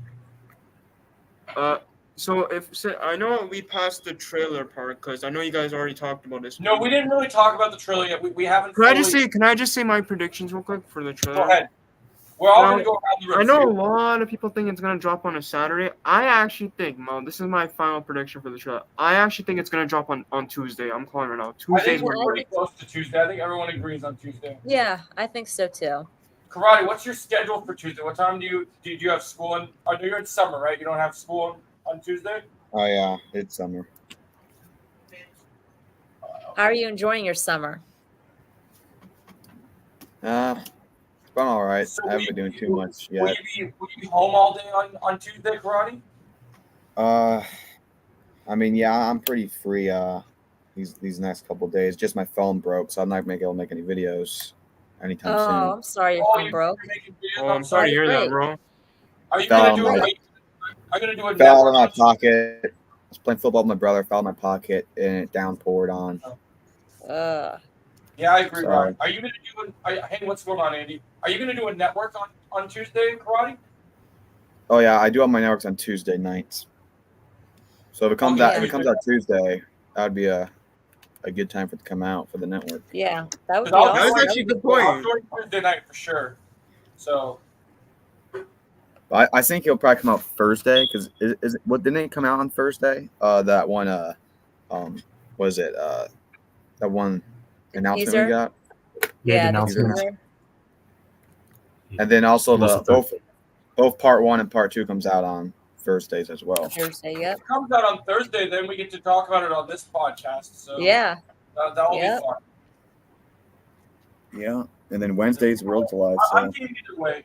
I like Tuesday because I'm off Tuesday, so I get all day to spend breaking it down and doing everything. But I'm fine with Thursday as well. Yep. Either way, yeah, I don't know if works I don't know if it'll come out in June. I think they'll wait till they're gonna wait till July because since it's only 5 episodes, I don't think the trailer's gonna be all that long, and I think I don't think they're going to do a lot of promotion for part 1 because I think part 1 is promotion in and of it itself because it's promoting the next 5 episodes. So I don't think we're going to get a lot of promotion for part 1. I feel like after part 1 comes out and the hype is there, that's when they'll start promoting part 2 and part 3. But I do Yeah, think agreed. we'll get a trailer, but I think it won't be like how other trailers are. It's like 30, 20 days before. Probably I like think, a week before. And I think I don't think it'll probably like 1 minute, 30 seconds because it's only be the first 5 episodes they're promoting in Yeah, the trailer. that's fair. You can't reveal too much. Agreed. Yeah, I think it's going to be a shorter trailer for sure, but it just be nice that we'll actually have one that gives us a bit better look at the story. And I think that's kind of what we're going to get. Yeah, just like a general, synopsis of what's going to happen in part 1. I don't know if we'll even see trailer in part 1. I mean not in part 1, not in the trailer. They might put him at the end, but I really think they're going to save Silver a lot because he's such a mystery in what they're going to do, and I think us finding out like in the actual season will be a lot more impactful than like a promo or a trailer. I don't think I'm going to put my foot down and just say I don't want any promotion with Silver because I think that the best way to get people excited for part 2 is to slap him at the end of part 2 right away. Like not part 2, but at the end of part 2. That would definitely raise a whole lot of excitement. Because then you're waiting for November, and then you have a reason to be excited for November because you know that the threat is here. Yeah, I think he'll be in part 1. I still don't think. I think he'll get out at the end of part 1, and that was when it'll happen. But I think I think there'll be something. Yeah, well, custody. I don't know about prison, but he'll be in custody. I want to see like how he's dealing with that. And I even like the idea. I think I was talking about the opening scene of him being taken to jail, him getting his mugshot, all that stuff. So I think we'll see some of him and Kim maybe talking, but I don't think we're gonna see too much of him. It'll be a lot like Kreese when he was in prison, where we don't see too much of him. It's gonna be almost like Joker-esque. Like I think he might. I don't think he'll even have any dialogue at the end. I think he might just smile, and then it's gonna say part 2, and then you're just gonna be like, "Damn!" Like. Yeah, I agree with that too. I think we'll. Okay, sorry about that. I think it will be a lot like he'll be there, but it won't be like the actual like you don't feel like he's there almost. He's not like actually doing stuff. He's still like in custody. So I know you're not big on leaks, but did you see the picture of him? No, I did not. I didn't see it either. You guys didn't? Okay, so I won't say because it doesn't reveal anything, but we do know. I think I know in part 2, not specifically what episode he debuts, but one of the episodes he's in I know of because I've seen it. Somebody sent it to me, and I've seen it. I'm not going to reveal it, but I saw him. So we have pretty big confirmation that he's around for sure. Yeah. And Roddy, we've said this before. We've said this before. When he comes back, he's going to be out for blood against Daniel. For what he did to him in the season 5 finale. One thing I'll say that's so significant, that's kind of interesting, is when you've been following any promotion so far. What I will tell you is when you see him, you're gonna be very surprised that he's not in his gi. That much I'll tell you. Like when I saw him, I was kind of surprised that Thomas isn't wearing his like Cobra Kai gi at all. Like, he might not be. And he's not wearing the new stuff that Tim and Kreese are wearing either. Yeah. So I wonder what he'll be doing if he's just operating the shadows the entire time. I think his business. He probably has business outside of the dojo first. So you think he'll be doing a lot more stuff outside of the dojo, and that's why? Yeah. Yep. Okay. Oh, Karate. Like we were talking about this before. Like we're all in agreement that Silver is definitely going to be the final boss. Yeah. Of the boss level. Of the villain, the main villain that they have to take down in order to stop Kim's legacy. Because I kind of came up like I chalked it down to like, you know how Kreese says you can't stop Cobra Kai because he is Cobra Kai. well, what if you can't stop? Well, it's the same thing with Silver. You can't stop the Kim family legacy without stopping Silver, because he's gonna because we because even though like Kim's his granddaughter and he obviously has a son too, he like they're gonna be like sort of like not that Silver's gonna be the main villain, but they're also gonna be like, like what Snake and Dennis were to Mike Barnes. Yeah. That's what Kim and that's where I could see Kim and Kim Sun Young's son being to Silver, but like Silver is going to represent the roots of how far deep of how far the deep root of how deep the roots go in the Kim and the Kim he has a family. big vendetta And against it's like Daniel. if you like once you take Silver down, you take down the Kim family legacy. Just like what I'm wondering is even though wait, hold on. Just like even though Daniel and Miyagi aren't blood related, they are father and a son and son in a sense where if you take down Daniel, you take down the Miyagi legacy.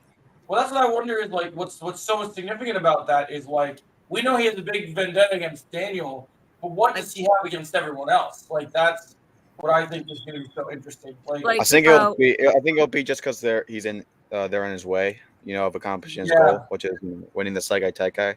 But I think the most important thing stands in his way. What'd you think about? What'd you think about what I said though, Karate? Yeah, I agree. I think the most important thing when we're talking about who's the main villain, who's gonna be the front runner, it's not less of that. What you have to understand is they both need each other. I feel like Silver needs Kim. He needs that legacy, not only just for the 50% share, which you can bring up, but also because of the students that they're going to bring in. That's her students, and they're probably going to need Silver because of his financing, his networking, and I'm sure. And he, like I said, the contract still owns 50%, so they both need each other. But I think when you're talking about like the main villain, it's not really like who's the bigger threat. It's more of just like who's the main villain, like as far as like story writing, screen time, and I think that has to be Silver. Which in real life it probably would not be. Like it definitely makes more sense for it to be like the roots of it. All that makes sense, but this is a show, and when you're talking about the main villain for the final thing of that show, I think it has to be like the iconic character of Silver. He's iconic. He's been here since 30 years. You have to go with legacy, but also you have to go with the fact that not that I like to compare franchises, but if you really look at it, if you look at this as like if Cobra Kai is like similar to Star Wars, then you got to have your Palpatine just come out in front and be threatening and imposing, and that's kind of the whole plan. You have to have a face to kind of sell that terror. Yeah. Yep. Exactly. Yeah. He just has to be the front. He just has to be the front man, and that's not basically what. And that's not going to be it's not going to be like a discredit to Kim or anyone else. I think they will have their role, and I think that role will actually help fulfill Silver role. And Silver might help fulfill their role. It's just when we're talking about the main villain, that quote of and of itself is who's like going to be like the front runner, who's going to be the main guy, who's going to get more screen time, who's going to be the antagonizer. I think that's going to be Silver. And I think they brought him in season 4 for that reason. And another thing I was mentioning about that is, do you think that because he has nothing to lose, and we know that there might be some health issues with him, do you think that he's going to go back for the cocaine this final season? He might. I don't know. I don't know if I think he probably still is. Honestly. You think he's been on cocaine this entire time? I mean, he maintained a sustainable life for like 20, 30 years, true. And now he's out there, and now he's about to kill 2 men, 3 men almost. I mean, you can't tell me that it's not just a glitch. I think there's definitely something influencing that. So I think he probably is already on it. And yeah, I think if we do find out, we saw him taking those pills and stuff. If they bring in a storyline of him going through some disease or something, that would make more sense of him accepting death against Chosen, where death's not too much of a fear for him. It's more of just like him fulfilling one of his biggest accomplishments, and that's probably being on top of the world. He knows what's gonna happen. He knows what's gonna happen. He just wants to end this whole thing. Yeah, I don't think Silver cares about being good or being bad. He just cares about winning and being known that he did what he wanted to do. Yeah, and the And only thing he wants to do is bring even if they don't, even if they do not bring in the whole thing about like him having like some disease or something that could be, or whatever it is, some medical problems, I think that will probably still be his mindset. I don't think he's afraid of death at all. I think it will Do you think be at this just stage, because I know last season the tournament was really important to him, but now that the fact that he so has an even bigger vendetta against Daniel's his main focus, right? So is that going to be his main? I don't main think thing? so. I still think it's a Sekai Taikai. I I think it has to be the Sekai Taikai because like he went to Kreese and told him about this like 20, 30, 40 years ago. Not but if he's not going to be leading the sensei of the, like, obviously he's financing it, but he can't reveal himself like mentoring the student or doing any of that stuff. Like I said, he's not in a gi in the photo I saw, and he's at the Sekai Taikai.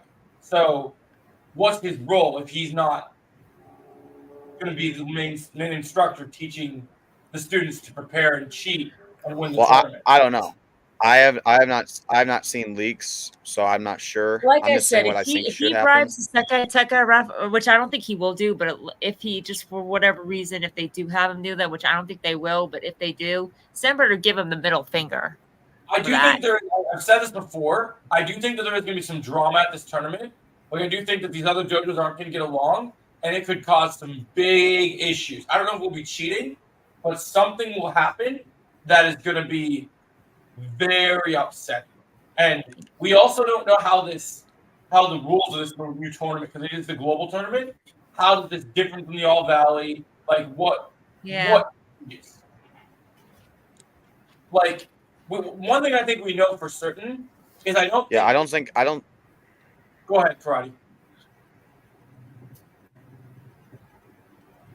Oh, I was just saying. I really hope they don't cheat again because I don't like how they did that the second time in the first place because it made them look like cowards. I don't think that's how Cobra Kai should be portrayed. Well, I don't think they need to cheat this season. I think it makes sense for them to do it like. Yeah. Yeah, because it makes them feel like they don't have confidence in their students. Yeah. Well, I don't think. I think they'll probably. I think they'll probably like. Yeah, I think they're gonna play dirty. That's the thing. They're just gonna take cheap shots. Oh yeah, yeah, and yeah, like I don't don't be think they surprised need if Kim orders for top student to put Tori out of commission.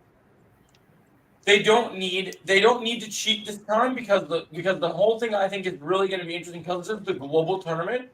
Something I thought about, right? So the All Valley was so much about their biggest thing, even though they had the skills competition. It all came down to fighting for points. The Sekai Taikai isn't going to be point fighting. It's going to be something much bigger. It's going to be much bigger, and because of that, I did a video about this the other day, Karate. The Cobras this season are going to be so ruthless. It's going to feel like there are so many now evil characters, just pure evil people. Not a shade of redemption. Like a leopard doesn't change its spots, right? Nobody that we see as a villain this season is going to have a single ounce, not an ounce of good in them. Not one. No redeeming qualities whatsoever. I don't mean to cut you off, Joe, but I gotta get going now. So thank you so much for having me. Bye, Terrell. Melissa. But no redeeming qualities whatsoever from Kim's side of the dojo. If you watched my video, one thing I'll applaud the creators for doing this season. Look, you can make choreography, you can make people, you can train people, you can make them look as good as they can, right? But one thing I'll applaud them for, I don't know if you followed this, Karate, they went out of their way this season to get legitimate, real martial artists for students for the season. Like, they're not just like, oh, we don't want to just have a bunch of choreography people train them how to do the fights and how they want to see. They want real people. They went and got real legends, badasses, MMA fighters, scary people.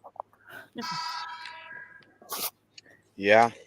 I saw that they got some of those. They have two people that I like that are on Instagram that are tweeting about Cobra Kai and stuff that are like legitimate killers. Like they are literally training every day to be killer. The Assassins of Cobra Kai versus Miyagi-Do. That'll be the fight of the year for sure. Yeah. But anyway, that's what you were saying, Karate, about Silver, or like caring about you're carrying on the legacy. That's basically what I was saying. Like that's why I think he's going to be the main the main head of the snake, as Chosen would say, is because he's going to be representing the Kim family legacy as a whole. It's like, and you take him down, you take down the Kim, you take down the Kim family, you take down the Kim's Master Kim's legacy, because that's all he cares about. Yeah. I mean, if their family legacy is like the roots, then he's like the cherry on top. He's the front face of it, and I think that's what we only understand when I say he's gonna be the main villain. It's not saying that Kim's gonna have no role or that's gonna not be important. I know what you're saying. I know what you're saying, Karate, and I agree. I know. I wasn't saying you, but it's just a lot of people that think that. It's just I just can't see a way where they would get more screen time and they would be the main person when they only really have been involved in the story. The last 4 episodes. How many fights do you think Silver will have this season, Karate? I don't know if there'll be many, honestly. You don't think he'll have a lot? Didn't they say that every episode was going to be a fight? Yeah, every episode, and some episodes are multiple. I think we'll see one of him increase, and I think we'll see the fight at the end. I think that's all we'll see with Silver. I think there'll be a lot more behind the curtains this one. At least like as far as Well, I mean, yeah, he's gonna fight. He'll fight Kreese, but he's got to fight Daniel one more time, right? I mean, it's the end. He will, but I think that'll be at the end though. So you think of the series finale? Well, the Kreese thing's got to be the series finale too, because you have to have Kreese and Silver be the last thing. They have to fight each other at the end. I think they'll fight. I think they'll fight twice. Yeah. You think? Who do you think wins the first fight? I think it'll be Silver. You think Silver will beat him first, and then Kreese wins the last one? Yeah, I don't know if he'll beat him, but he'll beat him down. Now, Karate, just a quick question. Right? Oh wait, Jedi Joe. Just a quick question. Do you think that Silver will put targets on Sam and Anthony's heads because of their relationship? Because of their relations to Daniel? To get to Daniel. What do you mean? What do you mean by targets? Do you think that if Silver does wind up having a dojo in the Sekai Tekai, do you think that maybe he could order one of his students to put Sam out of commission or something? Yeah, he could. I think there'll probably be we always don't know the Sekai Tekai rules, but I would like there to be a round where it's there's no rules and just a full-on fist fight. There's not points. It's just whoever can beat them down almost. Well, one thing I think that's kind of interesting that we got to remember. There's one person that I think in terms of that could make his whole tournament plan blow up in his face. That I think he not necessarily fears, but in terms of even his toughest students, one person I think he's very concerned about that he's been very evident in season 4 that he sees as a problem. I think he's going to try and get Miguel out of that tournament as soon as possible because I think he's very worried about Miguel. I would say I'd be more worried about Robbie because he's seen him. If you listen to what he says in season 4 and 5, he's very concerned about Miguel. Because remember what he says when he's beating up Johnny. He says the only way that we win is the only way they have a chance of winning is without the Diaz kid, and so is with the Diaz kid. And if we don't have him, then it's over. Well, not necessarily. It was over for Johnny. That was when Daniel and Johnny had split. Kreese, with Silver, he was just taking only one half of his enemy out. He knew that Johnny wouldn't stand a chance without Miguel. I agree. But I think overall, I think that the two students he might be that might really get him worried are Sam and Robbie. Because if you notice in the tournament, Sam was one, he doesn't like Robbie. One, Silver doesn't like Robbie because of his relation to Johnny. And two, if you notice in the tournament, despite bribing the ref, Sam was kind of making Silver legitimately nervous Yeah, Like, that's why he kept trying to cheat in that fight. Because I think he I knew mean, that like he literally told Tori to elbow Sam in the eye, even Because though he he knew knew Sam that the could beat tournament. He That's- knew that even though he knew that he was gonna that Cobra Kai was gonna win no matter what, he wanted Sam out of commission. And I think he could try, and there is a chance he could, like, even without bribing the ref, he could still, like, he could still see a legitimate tournament-wise, legitimate threat in Sam, and as a way to hurt Daniel, he could like order he or Kim could order one of the students to try to put Sam out of commission.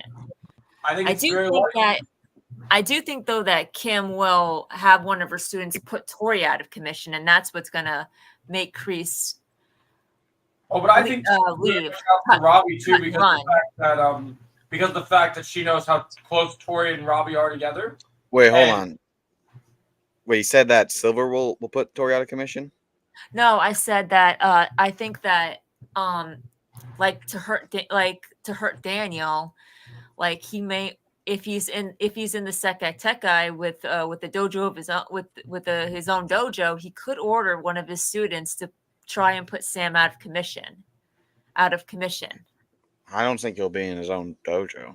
I mean, Well, no, I mean like or Cobra Kai or whatever. If he's at the Sekkai Tekai and he has the students or Cobra Kai or whatever, I'm just saying like he could order one of the students to put Sam out of commission if he's in the Sekkai Tekai, and that's it, and that's a big if. He better be there. Yeah, but I'm just saying if he's in the Sekkai Tekai and he's got the dojo and and they're in the Sekkai Tekai, I could see Silver doing that. But at the same time, though, I could also see Kim ordering one of her students to put Tori out of commission. I'm surprised he's going to be. And that's where, and when she does that, that's what causes Kreese to just cut and run and ditch her, because he views Tori as a daughter, and But if he leaves, if Kreese cuts and run, where does Kreese go after that? Because he's still on the run. He could go back to that would be that would be the next mystery. But we all know in the final fight, even though he's not joining Miyagi-Do, he could team up with them to fight, especially if it means taking Silver down. Yeah, I think it's possible. I definitely think that ever since season 4. What do you think, Karate? I think out of everybody that has that needs to get their fair licks in at Silver, I think Johnny right now earns the most on him because of the fact of what he's done to him. I think he definitely is ready to deliver that payback for sure. Yeah. What do you think? What do you think of what I said, Karate? Oh, go ahead. Go ahead and Karate respond to Melissa. Yeah, I agree. I think. Hold on a second. So I'll be right back. All right. Yeah, I think I always go back to, I think it was season 2, Melissa. Yeah. I have a video in the pipeline about this. Kreese told Daniel that Johnny and him would finish this. Right. And while that was about Daniel, I think it was meant to foreshadow that it's actually about Silver. Yeah. Yep. Because I think Kreese will sacrifice himself for Johnny, but I think Johnny's going to be the one that puts him down. I think that because Kreese is going to do the heavy lifting of Daniel and everyone else there, they all are going to do stuff. And I could also see, because they've built such a strong bond, I could see it kind of being like in season 3's finale. I think Johnny, and as much as Daniel hates Kreese, Daniel hates Silver more. Yeah. Oh, So, yeah. Imagine if all 3 original bad guy senseis are all wailing on Silver. Could you imagine Johnny, Yeah. Daniel, Kreese just... Oh, Daniel's like, let's finish this now. He's just like, we need to get him now. This needs to end. It'd be poetic for sure. All right, I'm back. Sorry about that. Yeah. So what were you saying, Karate? What you say?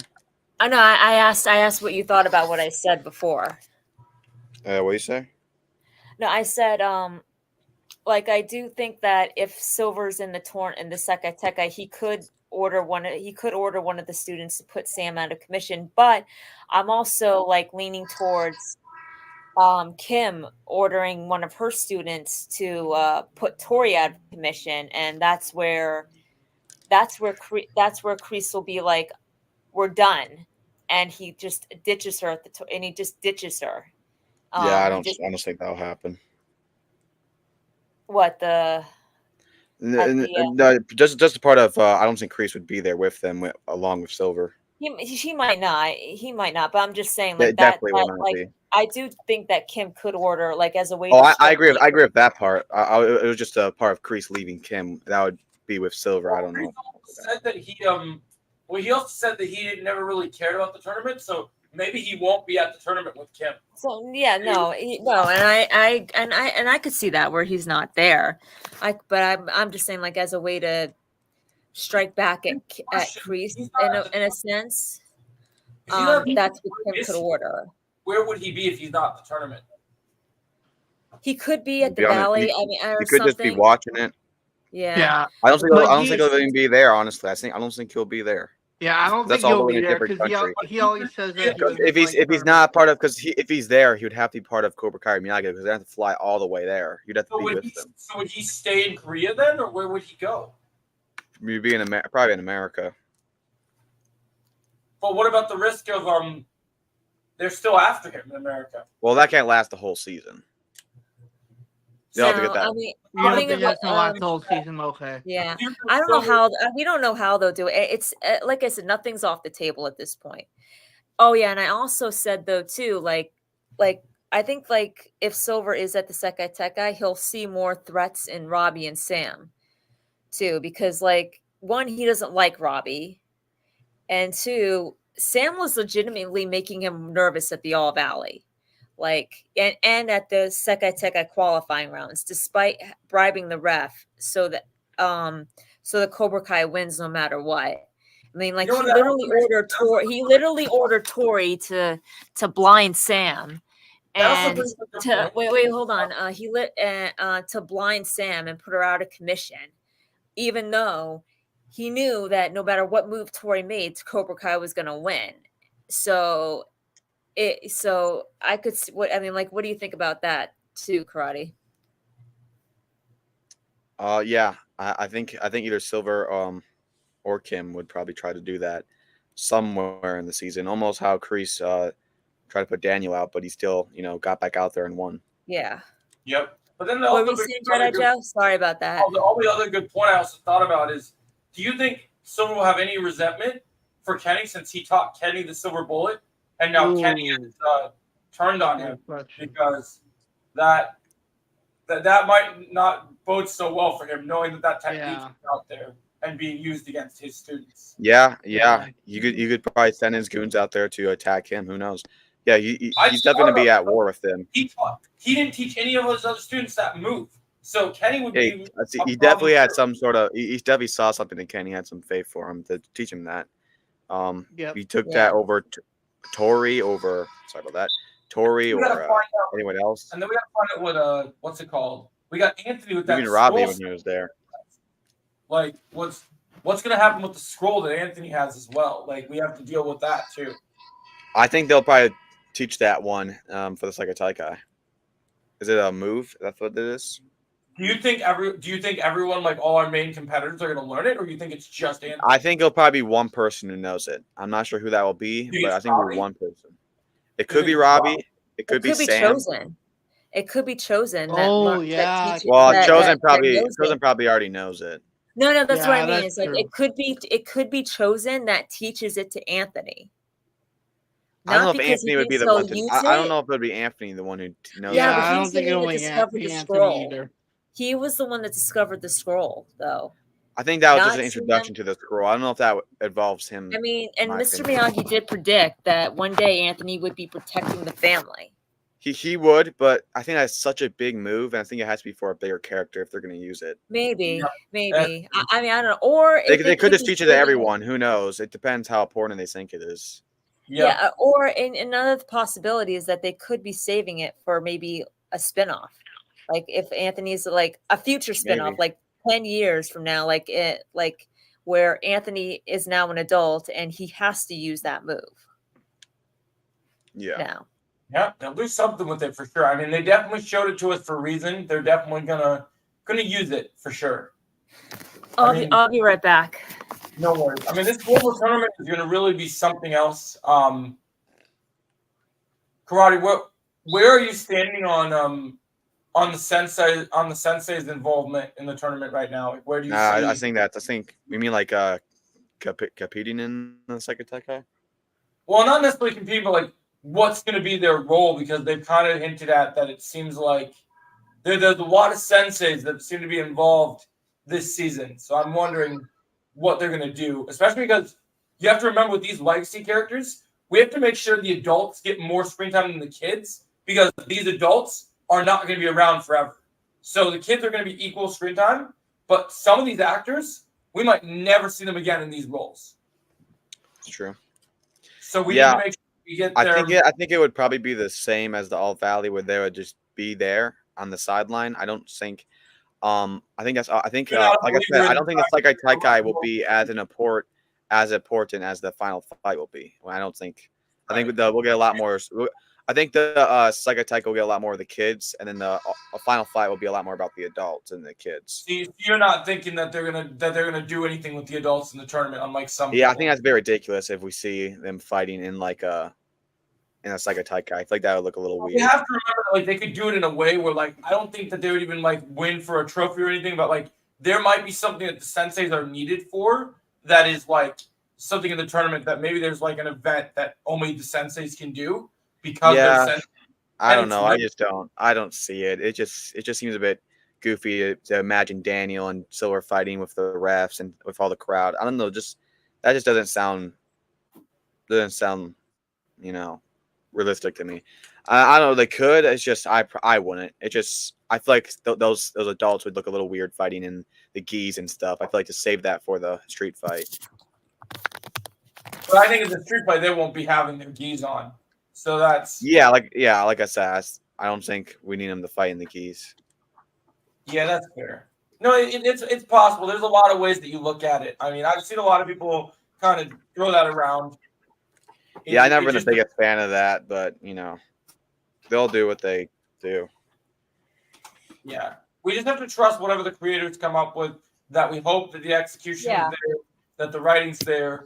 And that's all that they've never let us down before, Yeah.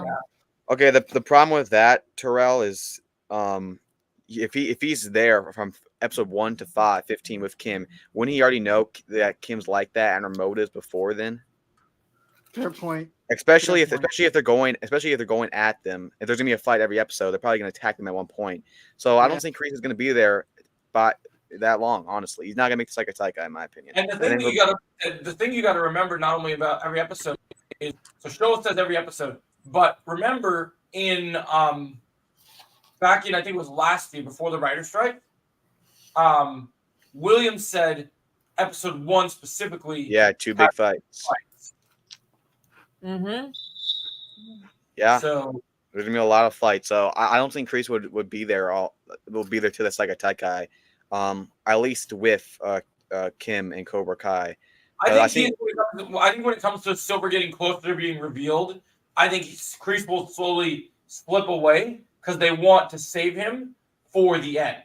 So I think they might need him to kind of step out and then get ready, and then he comes back when they need him in part 3. Yeah, I think Silver will be there with Kim, and I think Kreese will be on his own for a while. I think that's been the fear I've had for a long time, and that's the one I think should happen. I think it makes the most sense, but we'll see what they do. I just like the idea of Kreese coming into the dojo one time, and maybe he's unsure. Maybe he's going to tell Kim about like he doesn't like what he's doing or whatnot.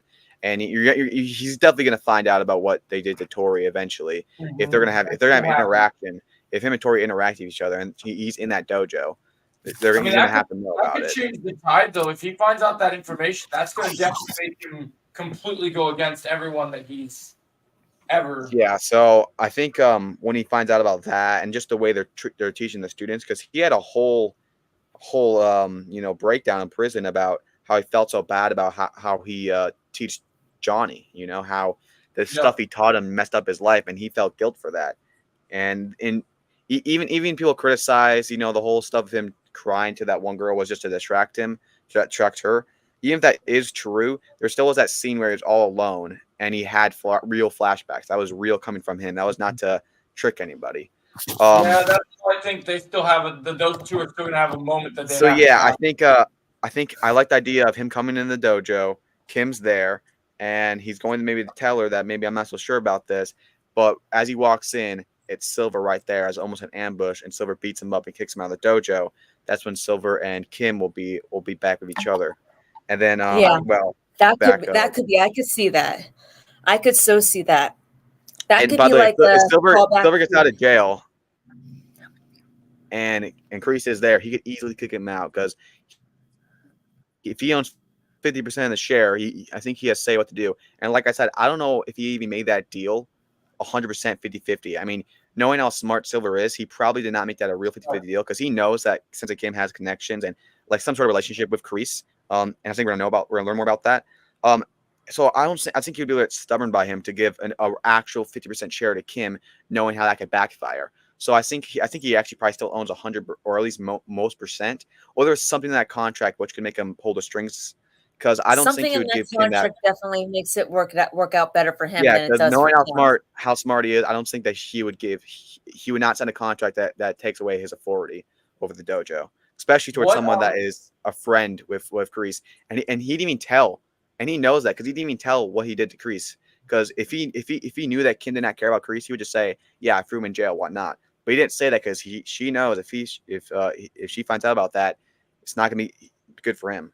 Because they are friends. But I like the idea of Kreese getting ambushed because that would be also a cool callback to what Silver did to Johnny back in season 4, where he ambushed him in the old Cobra Kai dojo. Yeah. Yeah. What I was gonna say was so you said Karate, you said that you think that the trailer we get for part 1 is gonna be short, right? It'll be pretty short. So outside of the date announcement, which we only got a couple of scenes. Oh, who we lose? My friend. Okay, so hopefully Jake comes back. But so out of all the characters not characters, but out of in the date announcement trailer, we saw some stuff. What do you think they're willing to show us in this trailer that we haven't seen yet? That's gonna kind of get people actually excited for part 1. All right. Sorry, kicked me out for a second. I don't know. I think like I said, I think it'll be like 1 minute 30 seconds, I believe, and I think it'll just show like what the main plot, what they're heading for, which I'm not exactly sure. I think we'll see a lot of Kim and Kreese in Korea. There'll probably be a little bit of a spot where we learn about like them going to Korea and like the family and whatnot. And I think we'll see Daniel. Might see a couple of fights in there that will happen. We'll see the new students probably. And it might leave off by showing maybe Kim's father, or it could leave off by showing like Mike Barnes or Julia Pierce or even Silver if they want to show. And if they want to show Silver, like I would like the idea of maybe them showing Silver in just like in jail, or just like him taking his mugshot at the end of the trailer. Because at the end of the trailer, they always like to put in a little like cliffhanger almost, like something really exciting at the way end. Like because of the part 3 thing and everything that they have going on. They have to really market this trailer to really get as much eyes and as much attention as they can for people to really want to be excited. Yeah, but I think they're gonna do a lot more promotion after part 1 because, like I said, part one really is promotion because it's promoting the next parts. So I feel like after part 1 comes out, they're just seeing how that's gonna be perceived, how excited people are for it, and that's when they're gonna go all in on promotion. Well, the one thing I'm worried about is there's already so many people that are turned off by the idea of 3 parts. So that you have to get people excited in this first part so that they actually want to watch it. Because I've heard so many people are so upset about this split up. But I don't know how much of those people are just not going to watch part 1. I feel like they're still going to watch it. So as a YouTuber, do you do your research and crunch numbers? And Karate Kid numbers? No, not Karate Kid numbers, but so streaming shows, right? So here's the math for you. So the last time they did these part splits with a lot of these shows, the numbers drop rapidly, even for the best shows. For example, Invincible was a great show. They chose to not promote it properly, and when they went to the second part, people forgot it was even coming out, and it did not get good views. Yep. So yeah, but the first part that did good. Very careful. Every part needs to be marketed so much because people will not. Yeah, I mean, with Invincible, the second part didn't do so good because a lot of people kind of forgot it was, like you said, forgot it was coming out. But a lot of people were they excited weren't for aware. part one. They weren't aware it was coming out. So, But They yeah, did but it. I think that's what I'm saying. That's what I was saying, that they need to promote a lot after part one. I feel like they don't need to promote a lot for part one, because part two. I don't feel like they need to do a whole lot for part one because it coming out is promotion of and of itself. Because what's the difference of dropping a trailer and dropping a season, or at least an opening of the season? It's almost the same. It's just the part two because, like you said, you don't want people to forget. They have to promote it for part two. But part one, I don't think they have to go do a lot of stuff for that because people are already excited for this right now. And if people forget about it, that's because part one wasn't so good or there's not a good promotion. And I think that's what they'll do in part two. But for part one, they don't need to. They can hold on a little bit.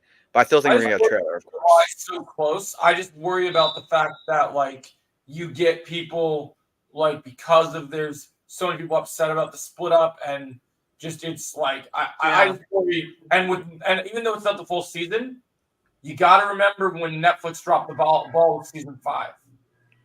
But Stranger Things did two parts, and that was really good. But they actually took time to properly market it and do the thing. Netflix has not been very kind to Cobra Kai. That they've not done season 5. They did not do a lot of good promotion. They did not do a lot of good marketing, and so Netflix just have to make sure they do their job. If they don't do their job, I'll say this: I hope it does good, and stuff. But frankly, for me personally, I don't really care if it gets 1 view or 1 million. I'm just here for myself. I'm just excited for this of itself.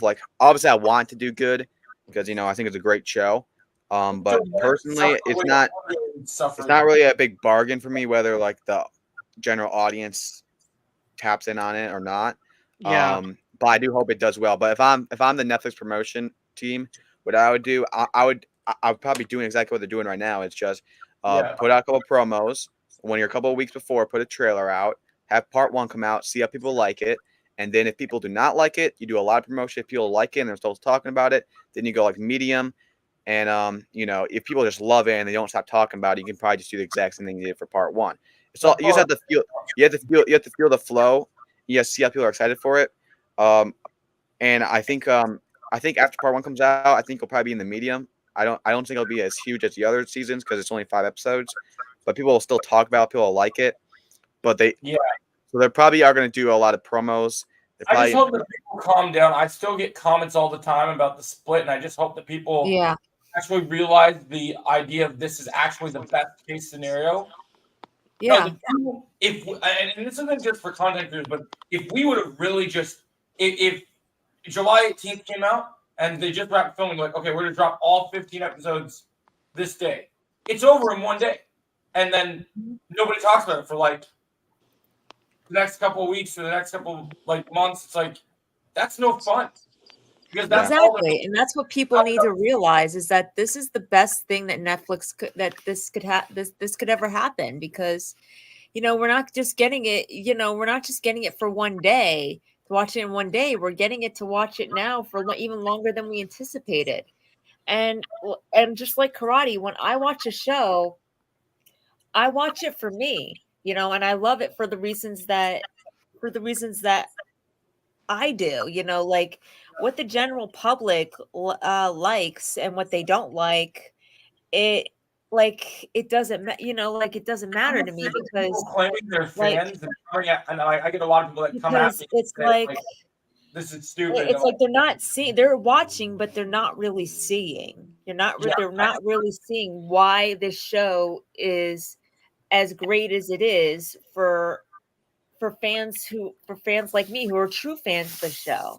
It's You just know, it's it's like sad to see people, like so many people that have claimed to be fans and like get so mad about it, even though it's been deeply explained multiple people. the way I see it, you can watch a show over 100 times and still not truly see the show for what it is. You can watch a show and you could love a show. That's fair, You can Josh. you can watch a show and you can love a show, but you can see a show and you can be truly amazed by it. Like Yeah. Yeah. One thing I'll say about the criticism that people get with the 50 episodes, personally, I don't understand it as far as like it just coming out. I feel like it keeps it alive. But me, Zone, and we're talking one time about it depends on how they do it. Because if they just, I feel like this is the way I look at it. If they just do 5 episodes and they just leave it off like any other episode 5, I feel like that would feel a little weird. You know what I mean? Like each part has to end off like almost. I don't want to say like a huge cliffhanger, but it has to leave off like something to keep you excited. If they filmed this like normal 15 episodes and then Netflix came along and did this, then it's gonna feel like it's all chopped up and it's gonna like almost delay the hype and make the hype a little slower because it's like I'm not getting everything I thought I was gonna get. I'm just getting a small ounce every 4 months or so. It depends how they end episode 5. This is what I'm saying. When they wrote and filmed this, they had to know that it's gonna end for 4 or 5 months in episode 5. I think they knew this from the beginning. Just did because Yeah. The They thing said is, that they we don't know they that. said they had it planned For all we a year. know, Netflix could have just came along and just said, "Hey, this is you guys are doing the last season. Now I want this to last as long as we can, so we can get much money for it, and I want it to be here, here, and here." I hope that's not what happened. I hope they told them about this before, and I hope that was their mindset going in. Because if not so, it could feel a little undeserved each part, and that's what I'm really hoping they don't do. So I understand people's criticism when they go from that point of view, but it's like we don't know if that's true or not. You have to wait and see. No, we don't. Nobody knows. We have to wait and see. And I mean, something else too is that the way that Dave talked about it and explains it makes me think that that's not the case. But no, I guess because they've said over and over again they've had this season planned for years in their heads, even before they even wrote Cobra Kai. Yeah, I think John's known about what he wanted to do for a long time. I think Yeah. The thing is just does he know? Did he know for a long time that this they would have to cut it up for 4 months? Because although it's not really the same, it kind of is because like it's for the audience when they're gonna watch it, and when they watch it, you have to go into the mind that they're not gonna get nothing for 4 months. Like whatever we leave off on episode 5, they're not gonna get nothing for a long time. So even if he knew what he was doing for season 6, that still doesn't change as does he know like where that would be cutted up because he has to know that. I think it's possible he could have known because it's like he said he's always known. Like he's like as many changes as they may have made, they've never really changed the story. They may have changed like locations and things like that. But they've never really changed the story itself. So I think it's possible that the 3 parts could have always been planned. It's just been kept like very, very, very, very, very under wraps. And he's also been very vocal. Like I don't know if you guys have been seeing, but like John also was very vocal. I saw this the other day. He said something along the lines of like somebody was asking about like just release it all at once, and because they're getting all upset. And he said that because someone said I'm just gonna wait till all 3 parts come out, and he didn't get mad at them, but he kind of set them straight and said you can't watch it like that. You have to watch it in this specific format for the story to make sense. Yeah, so this is what I think. I feel like they would have if he had the story like written like however it was for 15 episodes. Either he would have to change it for it to end off in each part to make sense, or if he knew like I have not seen that tweet, but I'll take a word for it that he did say that. If he said that, it probably means like each part is going to leave off on something that's going to keep you excited for the next part. And I feel like that's how parts should work. So I do think they would do that because Netflix would have had to let them know. I think they would have to. They did for Stranger Things, and they had to let them know they're doing 15 episodes because they had to write 15 episodes. So if they told them that, then they had to tell them that it's going to be split up. So I just really hope that the only thing is I just hope the script is not written, and then Netflix came along and said we're going to split it up because then it'll split up in parts where it'll end off awkwardly. You know what I mean? So yeah, no, I get that. If they didn't do it right away, then that could be a problem. Joe, can I just say one thing? Because I've been really quiet for the last few minutes, so I just wanted to say one thing. Okay. My thoughts. So quiet, Joseph. I don't know why I'm so quiet. This stream, this is probably the quietest stream I've been. Just join and collaborate. All right, I was gonna say like the whole 15 episodes thing. I just want to say one thing to some people that can keep complaining about. Like I know I see a lot of people saying, "Oh, why is it split into 3 parts?" Well, here's the thing you need to understand. The reason why it's split into 3 parts, I'm gonna say once, it's the final season, guys. Okay, Joe, imagine this, right? All 15 episodes came out in July. You won't be able to see Cobra Kai after that anymore. After July, you're done. That's why it's perfect. It's split into 3 parts, so you can take your time. Exactly. Yeah, that way And that's the bigger picture that fans are not seeing. Like I said before, you can watch a show and you can see a show. That's you why can I think watch a show. you can watch a show and when it's over, you could say you liked it, you loved it, or you can see a show for what it is and realize that you want it to last for as long as possible, and when it's over, still carry it with you. That's why I think one of the things that I think is the biggest problem that has ruined this for people, and I think it's terrible that this has happened over the course of years, whether it's Netflix, HBO Max, Amazon Prime, they all made one crucial mistake that I think really screwed everyone over. Once they made the model that you can release an entire season and just binge it, every single person has now got that mentality in mind. Oh, I can't wait for it to come out so I can watch it all at once because that's how I want to watch it. Yeah, I can understand that. So, that ruined it. They shouldn't. As much as I love to get a story and watch all episodes at once because, you want to watch it all at once because you're enjoying the story and you're getting hooked. One thing I'll say about network TV, one thing I'll say I don't love, I have a lot of problems with this specific streaming service, but one thing I'll say is they had it completely right with X-Men 97, doing 1 week, doing the 3 episodes. Disney Plus, yeah. Weekly episodes. Weekly, if you're not going to do, like, obviously with Cobra Kai, they got to space it out a couple months to a year, right?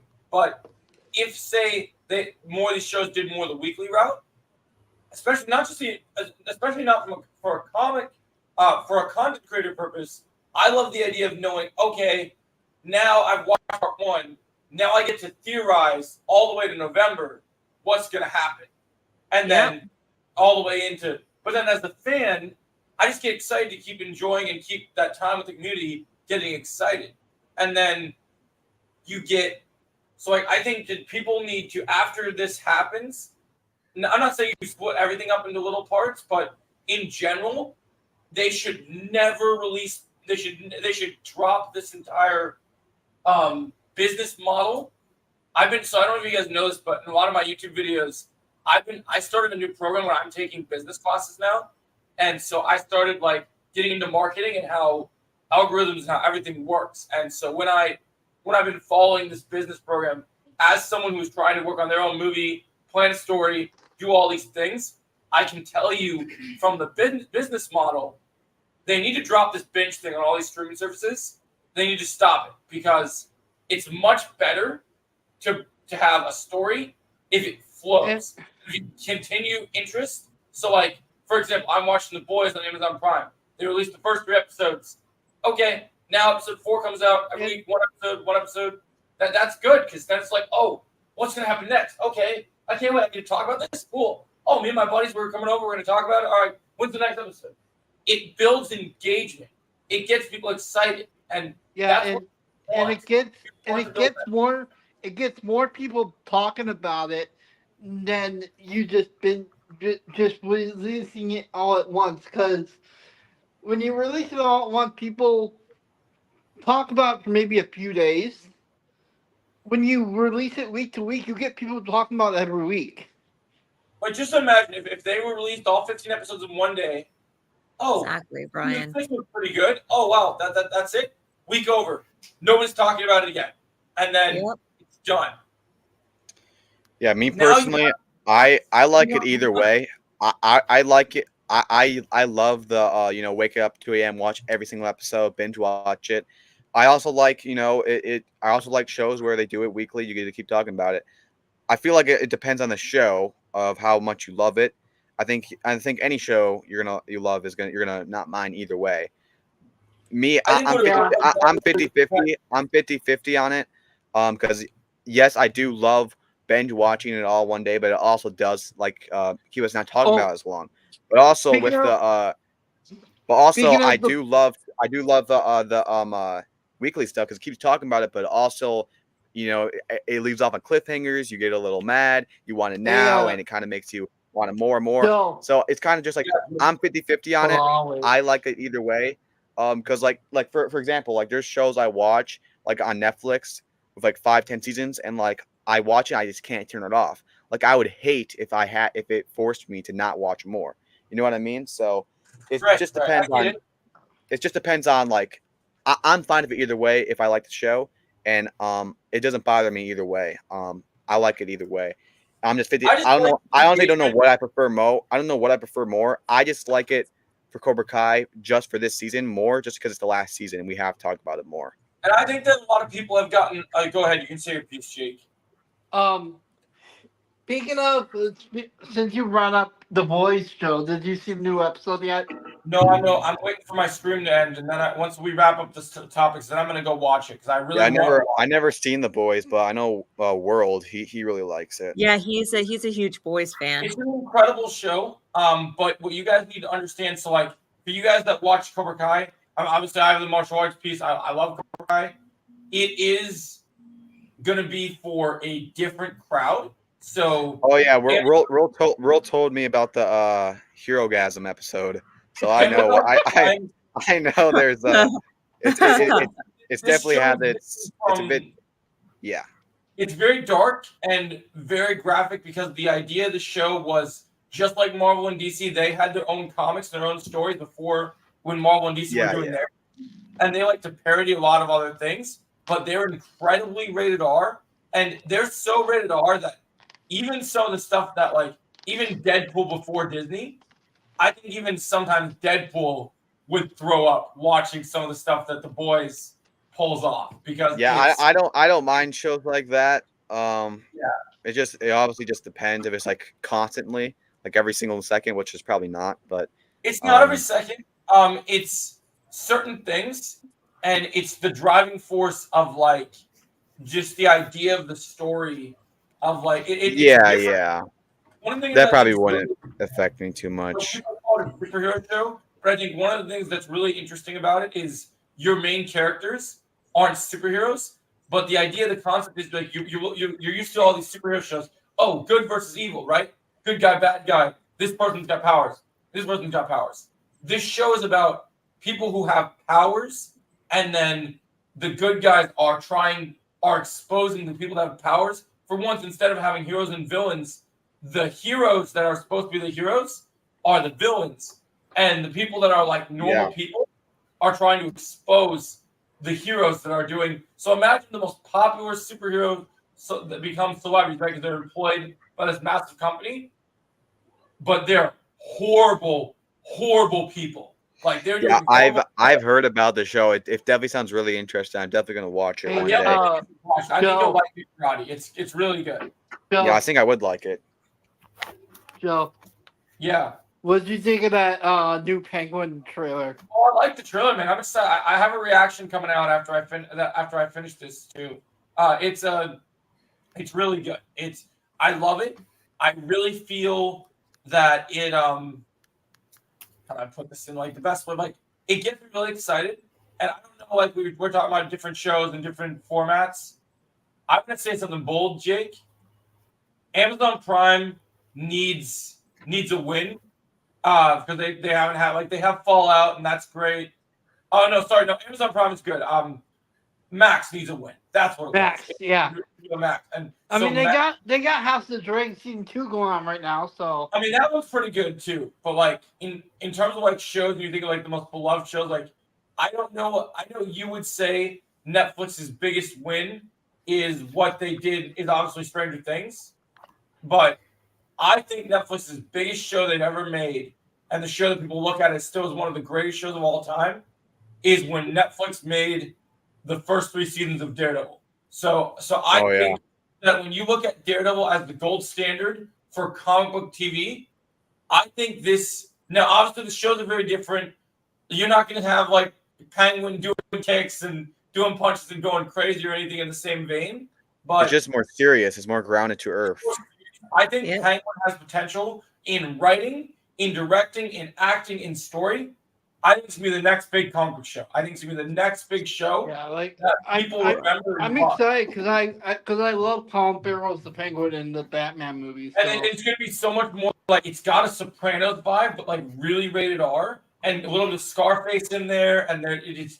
But it's also that's what I'm hoping for. That I love Netflix. Like obviously, I said I think the best Marvel projects was the Netflix universe. I mean, Daredevil, Punisher, mainly just Daredevil and Punisher. I mean, other stuff were good. Like I love Jessica Jones. Luke Cage was decent. Iron Fist, we don't talk about that. But everything else, I love that. But Punisher and Daredevil, those right there are some of the like to take the Marvel label out of it because that just gets like a reputation of it just being like fun, silly comic movies, whatnot. Like those are really grounded to earth. They're really serious. Real drama. And now they're trying to tie. And now they're trying to tie the Netflix universe into the MCU now. Yeah, which I'm not the biggest fan of. I'm not a fan of that at all. You know why? Because I cannot imagine. You watch Punisher season 1. I cannot imagine that being the exact same universe as Thanos and Thor flying in space. It's just so different. The only thing that I hope they do, and so hopefully it's what the difference with when Deadpool does it. I hope that they do it where like, even though like there's certain characters that like work best in a rated R grounded environment, right? Yeah. With Secret Wars, when the big threats come in, you're gonna have everybody there, no matter what part of the Marvel timeline they come from. What they need to do is do enough in a way, even if like, so say Secret Wars is a PG-13 rating, but Daredevil Born Again is TVMA, Punisher's TVMA, like whatever shows. Yeah, like now they not only did they got the MCU, but they got the Marvel Spotlight. Yeah, where they can make adult content. What they need to do though, because I know Disney still has its weird limitations and it's so dumb. I liked Echo, but they need to make Daredevil more TVMA than Echo was. Because I just Also him and She-Hulk was not really. Yeah, She-Hulk was not really good. Hey, Joe, can I just say one thing real quick about Echo? I wanted to mention this. Marvel, can you stop misleading the marketing for Echo? Because it did not feel like TVMA. It did not feel like TVMA. It did not. It didn't. Well, I canceled my Disney Plus Honestly, a long Connie, time I don't ago. blame you. I don't blame you at all. I don't watch anything. I really don't watch anything Marvel anymore. I don't blame you. I don't watch anything Star Wars anymore. Okay, well, with the way the acolyte's going, Karate. I saw episode 3 just because I wasn't gonna watch that show. I don't watch anything Star Wars. I don't watch Mandalorian. I don't watch anything. I just stay away from it all. I'm disconnected. And honestly, if it's like a train that never stops. You can't just like watch something because it's all connected almost. So you have to watch every single one. And I don't want to force myself to watch something I do not want to watch. And that's been a train wreck for a long time. So I'm like, I don't care. I don't care about this anymore. I love the original Star Wars. I'm done. Yeah. I'm done giving them my money and feeding into this. Roddy, you should join my crusade then. I'm working on a new project. I've abandoned Disney Star Wars to remake the expanded universe. So see, here's the thing. I was talking about this on my last network. Star Wars, it had the sequel trilogy had so much potential of being great.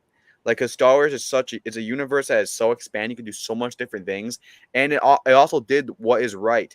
It followed the formula of waiting, because like when a franchise ends, you have to give it time to breathe and not just jump right. Like that was a mistake of Marvel. Right after Endgame, they just jumped right to Phase 4, and it just messed everything up. If they would just waited 2-3 years, which they never would have done because they need money, it would have been a lot better. Because you give it time, you let the fans wait, you let the characters wait.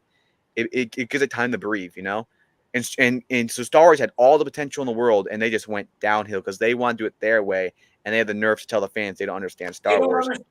They don't understand how that universe works, and they keep Yeah, changing. this is what a director should never, ever, ever make a movie just for itself if they're going into a franchise that's already set in stone. Yeah, Ever. It should be just for the fans. Just because, listen, the fans are the one who goes in the theater. They work jobs. They go there. They pay you the money. They're the people who make you rich. And you're not going to – if you want to make your own movie and do whatever you want, that's fine. But if you're going to a beloved franchise like Star Wars, you have Why a do you think Cobra responsibility. Kai is as successful as it is? Because the big three are fans themselves. Yeah, and I think even if the big three disagree to something that maybe the fans really, really love, I think they probably still put it in because they care for the fans. And I don't think directors should make movies for themselves. It should be for the fans because that's who it's for. Because the relationship between fans and the directors and producers has become so split in the last 10-20 years. It's just like and I think a big part is because of Star Wars. I mean, that's really what started it. And so much sequel stuff and all the rip-offs and remakes. It just became. That's why I don't care about just everyone's so greedy. Everyone thinks they're always right, and the fans are always wrong. And especially for Star Wars, if you think they're wrong, they think you just hate everything. You're racist, or they'll say any word they can buttle in there. And it's so disingenuous. It's so disingenuous to the fans. What I think is so sad about it is like the worst part of this entire situation is. Look, you have great directors out there, and they want to be interested in doing Star Wars. The thing I hate more than anything is they think just if you have a great director and you have a good story, that some of these morons that come, oh, I'm a Star Wars fan, I can slap that label on my head, like Ryan Johnson, right? He claims he's a Star Wars fan. You can say Kathleen Kennedy, you can say Disney, you can say whatever. Every problem with Last Jedi as a movie comes from Ryan Johnson not understanding Star Wars. You can make the argument of Kathleen Kennedy. You can make the argument of Disney. I put all of it on Ryan Johnson. Everything on Ryan. Oh God! Don't even get me started with Last Jedi. Can I just say, Joe? Can I just say one thing real quick? Like, it's not only Disney Star Wars, okay? I'm gonna mention something. I know a lot of you guys don't like this, but I'm gonna mention Sony real quick because this is another problem. I agree, Galaxy. I agree. Because I'm gonna just say one thing, guys. Can I just say one thing real quick? Good, honey. Go ahead. My biggest problem with Sony, okay? My biggest problem with Sony, and this is also with Sony, Star Wars, and all that, but my biggest problem with Sony is that they're just putting out random stuff and made up stuff. Like, for example, how the heck, okay, how is it possible that there's a 10-year-old Peter Parker in Venom 3? That is so made up. Don't get me started. Oh God! Don't even get me Like, started. it doesn't make any sense. And second of all, the new Karate Kid movie. I know a lot of people, some people are excited for that, but why do we need a new Karate Kid? It's so unnecessary. Yeah, I don't understand why all the Cobra Kai creators keep talking about that. Like, it's gonna be so good. Like, have they not read the plot for that movie? Like, it is sounds. Yo, Karate, you know what it is? So Karate, you know what it is? It's the money, man. Sony just needs that, you know? This is it. Cash grab. In the last Cash couple grab. years, they've cared more about the money than fans, and I think I think don't expect it to be good. As a fan of martial arts, I'm a fan of Jackie Chan, and I'm seeing it for him, and I'm seeing it because I want to see what they do with Daniel, even though I think Daniel's going to only have a small cameo in it. But you have read the synopsis of what it's going to be about, right? Yeah, I know it's going to be stupid. I don't expect it to be good. I don't even, and I'll be real with you, Karate, and I don't want to offend anyone that's not a fan of the Miyagi-Do verse. Out of all 5 of the current movies that you want to slap onto the Karate Kid movies, and I'm sure there's fans of the 2010 movie, I'm sure they're going to see this, and I'm just going to make this abundantly clear.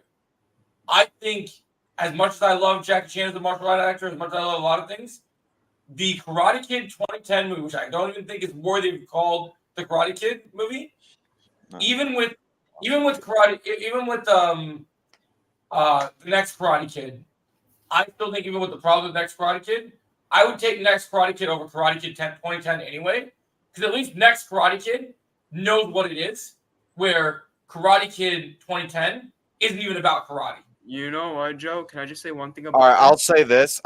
The Karate Kid 2010. Opinions aside, is a way better movie than the next Karate Kid, like written, directing, all that. I just think it doesn't have anything to do with karate. But if I had to pick to watch one, I might pick that one just because it's so silly and ridiculous. I just like it. And the thing is, for me, if the Karate Kid 2010 existed and the '84 Karate Kid never existed and that was a movie all by its own, it probably wouldn't. I probably would not. I would think it's a solid movie, and it even is today. It's just as a big Karate Kid fan, I can't watch that because it's just such a ripoff. It's like line by line stealing, and it's like following a plot which is so similar to the Karate Kid. If I ever want to watch a movie like that, it would be the '84 Karate Kid any day of the week. I hate that they decided to use kung fu and like they still. Can I just say one thing about the next Karate Kid? All they did is put it in China. They made it a middle schooler and they made it kung fu. That's the only really difference. It's like Here's the thing, though. if you Here's watch the it, thing. like even like him crying, like I want to go home. Like there was like so much lines that was like just like from the Karate Kid. Let Chosen speak, guys. Well, I was gonna say, I was gonna add on to what Karate was gonna say, but I'm gonna just say this right now. I know the new Karate Kid movie's not out. I'm gonna say right now, I prefer the next Karate Kid over whatever the frick this new Karate Kid movie is. I prefer anything of Karate Kid before this because the synopsis I read is so stupid. It's something about this teen who already knows kung fu. He's gonna teach it to this pizza owner who's getting heckled by his bosses, and that's basically it. I don't know how Daniel or Mr. Han plays into that. I don't know how they play into that. I don't know if they're gonna help him. Like I don't know what. Honestly, I don't know. I can't even make up. Karate, I'm telling you, this movie is confusing. How did they convince Ralph to like even jump in on this? Like how money. Money, bro. It's Sony knows. Probably money, but I also think that there were terms that they could not mess up his character because that was always a thing that was always Ralph's thing. You know, that's why he never agreed to do like sequels or spin-offs. You know, he doesn't want to do anything. Oh my god! But I got back feeling about Sony though. I got back feeling about Sony. He literally has them said for years that like before Cobra Kai happened, he turned down so many ideas. That's what I mean. That's what I mean. It's like that was why that was something that he was very adamant about. He's very attached to his character, and so that was one of the things that Ralph said. He that's why he never agreed to go back as Daniel. And he's not going to do something that's disloyal to his character. Jake, you wanted to say something? Because I heard you. Yeah. I'm looking forward to this new Karate Kid movie, but what has me a little hesitant about it is Sony behind it. You know what, Jake? Remember what I told you? Last time? Guys, guess what they're going to do? Guess what Sony's going to do? Okay, I know it's not possible. Hey, guys, we're going to introduce a 10-year-old Miguel Diaz in the new Karate Kid. God. We're going to introduce a 10-year-old Sam LaRusso. Don't give them ideas. Don't give them ideas. Here's the thing. They're going to introduce this 10-year-old Sam LaRusso anyways in this movie. So I just hope they don't. And I just hope that I know they got Ralph in there. I hope that I know that they talked about it a long time ago. Like some of the like original like older OG Cobra Kai actors wanted to do a movie together. I hope to God that William didn't sign something to cameo in this at some point and they're hiding it. That would make me so mad if he even thought of coming in there.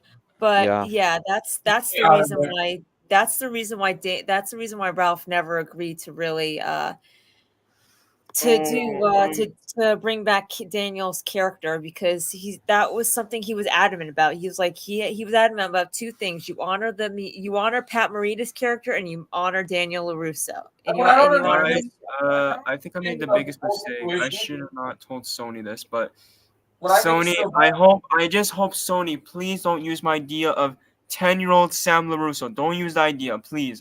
Don't even give them ideas. Oh God, I have a feeling they're gonna use it. Imagine if a producer of Sony is watching this stream and they're like, they just got the idea. I'm gonna write that down. 10-year-old Sam LaRusso, writing that down. Imagine if a producer at Sony is watching the stream and they're just like, I'm gonna write that down. Well, I just feel like that's terrible. Like, I feel like the thing about this entire situation that's so bad is like there was an interview. I think it was in season 4 where they asked William and Ralph, and they're talking about promoting Cobra Kai, and they're like, I think it was 6 seasons in a movie, and it's so sad to me. Like, if you want to make a movie and you want to put Karate Kid and the legacy back on the big screen, you should do it with characters that people actually care about, with storylines and writers, people that actually genuinely care about. Don't just do things to make money. It shouldn't be about how much money you can make. It should be about an original, organic story that people actually care about, with characters they actually care about.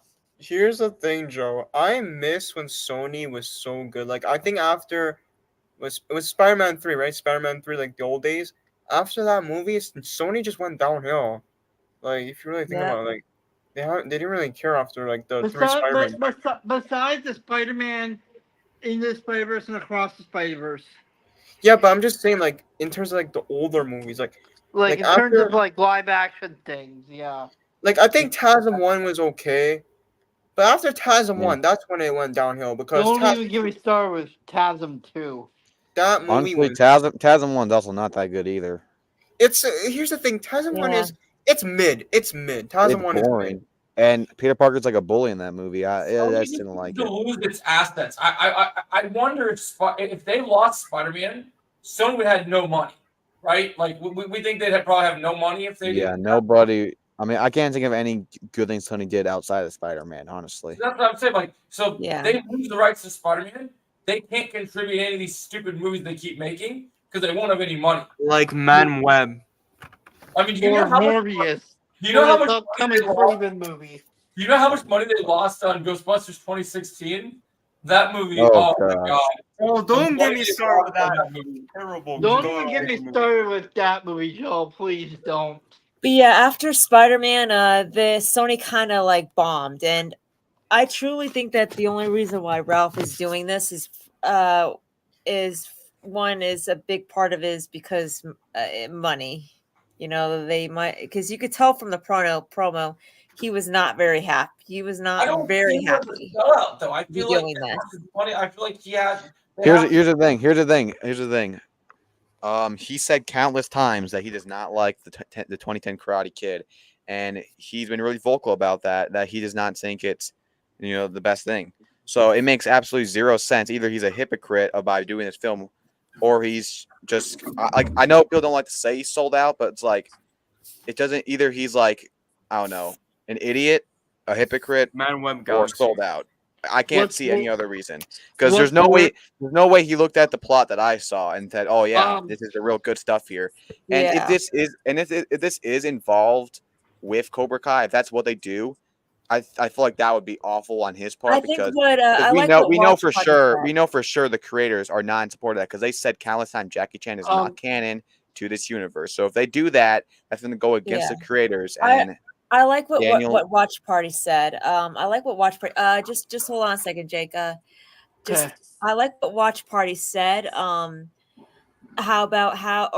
think it was Christian Krog that said this. The movie itself is going to try to connect itself to Cobra Kai, but Cobra Kai is not connected to this movie. You know what I found out that's so important? I think it's the fans that decide what's canon. Honestly, I know people. I know like the studios like to decide what's canon.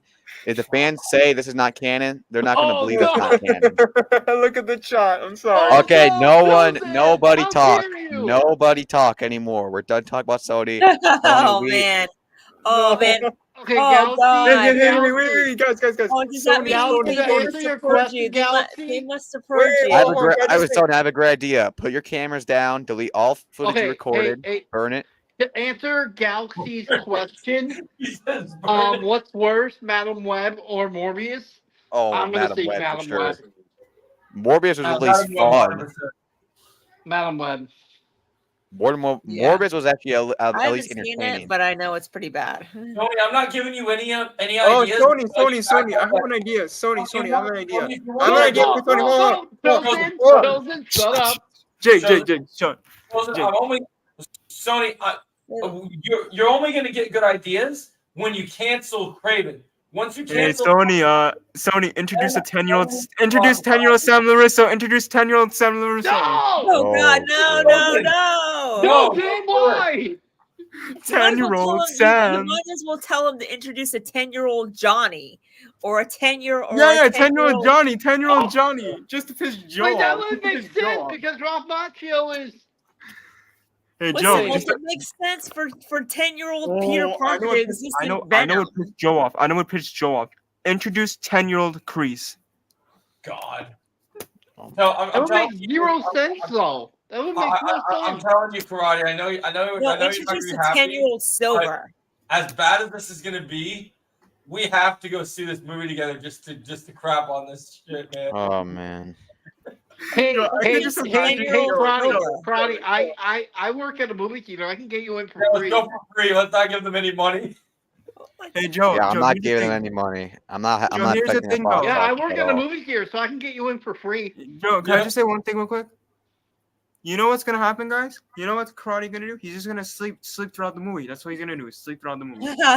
Great idea. Oh God, children, they wrote it down. No problem, Sony. No problem, Sony. No, children, why? Ugh. Oh, it's so funny. I guess Chosen working. You might as well tell them to put a 10-year-old Silver or a 10-year-old Miguel in this movie.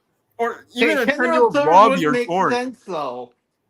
10-year-old Miguel, Or even better, or even better, 10-year-old Chosen. Stop. That wouldn't make sense.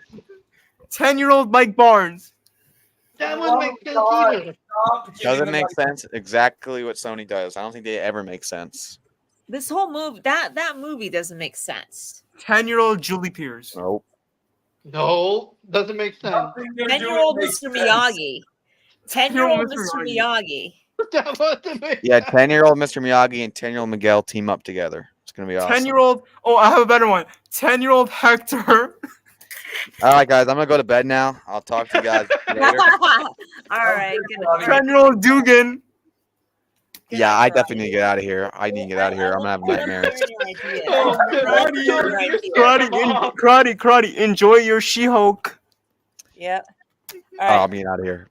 Yeah. I enjoyed talking to you. Wait, is he actually being for real? Did he actually leave or he's come back? I don't know. Oh, he left. He wants to go to bed, man. You're giving him nightmares, Chosen. Well, I have to go now too. Don't worry, it was a great stream. I enjoyed talking to you guys. This was a good one. Take care. Yeah. You scared him off, Chosen. Bye, guys. There's no way he actually left. Bye. He was tired, man. Do you know what time it is, Chosen? It's like almost 11 o'clock. You know what time it is, Joe? Don't you dare. It's time for you to watch Arrow Season 4, Joe.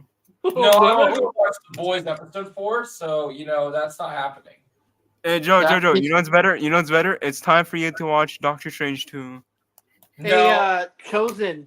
Every time someone did you read my, I sent my script that I wrote for episode 2 of season 5. Did you read it? No, I was so busy with other stuff, so I didn't see it. Add clips into this stream because every time someone brings up Joe S. I want to add the clip. Oh no! I see Joe S on the other side of the screen. How did you add the clips from movies and TV shows on StreamYard? You got it. Oh my god! How did you add the rock one when you did it on the other day? It's hard to explain it. New layout. I have to figure out how to do it because I want to do. Maybe it's the present button. Because every time Chosen makes that point, you know what I want to do? You know what clip I want to pull up, Jake? What? Captain America from Endgame. Chosen says, "Go watch Doctor Strange." No, I don't think I will. Just every time. Are you trying to find out how to play clips? I'm gonna help you on this one. Hold on. Let me see. Yeah, how do you do it in StreamYard? I know how to do it. I just need to find For the next time. Oh, Every time you mention that to me, I'm like, no, I don't think I will. Actually, no, I'm not gonna do it because I know you're gonna do it. I know you're gonna do, Joe. He doesn't want to give you ideas. Whether you tell it to him or not, he still needs to know because it's a way to better his stream. Yeah, I'm gonna figure it out eventually. So you better. Why don't you want me to know? I'm gonna actually help you. I'll help you. Screw it. Screw it. I'm gonna help you. Give me 1 sec. StreamYard is slow on my laptop. And when I woke up. Oh, yeah, this was a fun stream, honestly. Let's be for real. Yeah, I'm never gonna forgive you for giving Sony that. Yeah, it's so slow on my laptop, so it's gonna. Yeah, you gave Hey, Sony, I have a great idea. Sony, great idea right here. Just to piss Joe off. Can you make a Wanda movie where she kills Wolverine, Deadpool, Doctor Doom, and everyone? Oh my God, Joe's mad. I can tell the look on his face.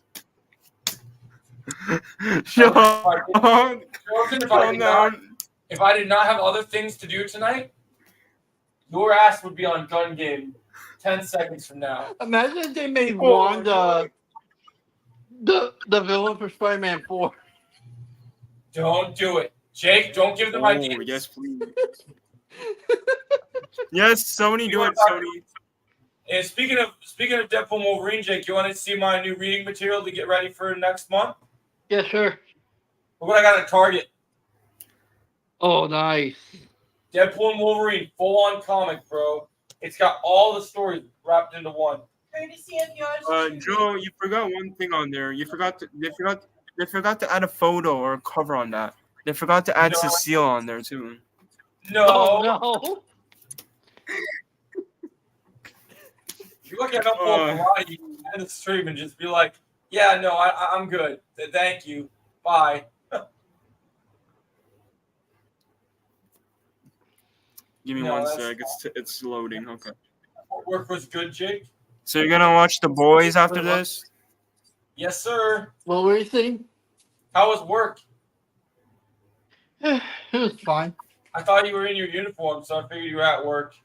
Yeah, I am. What time did you get done? I was supposed to get off at 10:30, but then we got done early, so. Get out of here. He's pretending to be you again, Jake. What the fuck? Bro, okay. Can you leave Jake alone? Like, what did he do to you now? Here, hold up. I'm taking care of it. Didn't he come up and say that he was going to kick your ass, Chosen? Yeah. Thanks, Ryan. Appreciate it, Ryan. Like, bro, you're over here making so many accounts, okay, buddy? Don't get me started with that. Yeah, thanks, Ryan. Thanks for doing that. I was pretty sure that. All right, Joe. It was silver. Joe. I told Chosen. All he said on the camera was that I'm gonna kick Chosen's ass. You're good, Tyra. You don't need to apologize. Wow. You're all Joe. good. I figured out how to add clips. I figured it out. Oh, awesome. So do you see the part where it says brand? Like in the side? Brand? Yeah, I see brand. Yeah, brand. All right, click that. And if you scroll down, you'll see video clips, and then you can add clips on there. Oh, I see. That's awesome. That's all I do. Okay, and Bill, I recommend using like Screen Record, the app Screen Record, to video the clips. Yeah, like I recorded the. Yeah, that's true. It's an app called Screen Record. Well, yeah, you can use that. It'll help you along. Okay, that's good. Yeah, we'll figure that out eventually. Yeah, and then you'll use it. Yeah. Because I gotta come up with something every time that you do that, because it's gonna get on my nerves otherwise. Yeah. Appreciate you, Ryan. Yeah, thanks, Ryan. You're awesome. Yo, guys, I'm gonna say this one more thing. You guys want to know what Joe's actually going to do after the stream, guys? He's not going to watch The Boys Season 4. He's going to secretly watch Doctor Strange 2. Oh, no. Then Actually, he's going to secretly watch Acolyte Episode 3 and 4. Chosen, what are your plans for Saturday around 1 p.m.? I mean, why? Why would you ask me what was it? I'll be seeing your ass on Gun Game. Oh, no, thank you. I'm good. No, thank You can't back down to this challenge, bro. You wanna keep poking the bear? Well, the bear's escalated to the dragon now. And the dragon's ready to breathe fire. You know what? Just to piss you more off, Joe, guess what's going to happen in Season 6? What kind of podcast is it on Underground? Guys, I'm going to just say this one thing. Mitch is gonna defeat Silver. Oh, no. Mitch doesn't get any love. Why are you making... You're going to give people ideas again, Chosen. Don't do that. Mitch, Big 3, can you make Mitch defeat the Silver? Thank you very much. Today is July. Actually, even better, Cecile defeats Silver. Oh, no. Oh, did something come out? It's not even a Cobra Kai character. Yeah, but they can add her. They can add her to the Cobra Kai list. Oh, no. Joe looks so upset. He's like, no. If that's how you want to play it, Chosen, then I hate to tell you the bad news, but they decided they're going to... So, Sydney Sweeney's going to stop acting, and all her roles are going to go to Dakota Johnson now. So you're going to get 10 Madam Webs, 50 Shades of Grey movies, no more Sydney Sweeney. Sorry, bro. Okay, that is it, Joe. No. You wanna go there? Okay, Joe. I told you want to poke the bear. The bear poked back. Oh my God, Terry! Oh, I'm so scared, Terry. Oh no, Terry. Wolverine, but yeah. Terry, I'm so scared of you. Oh my gosh, Caleb. I can help you come up with a name for it, Underground, and we can do it together. What days do you want to do it on? And I can help you come up with a name for that. So you want the basis just to be on Cobra Kai and Karate Kid, Underground?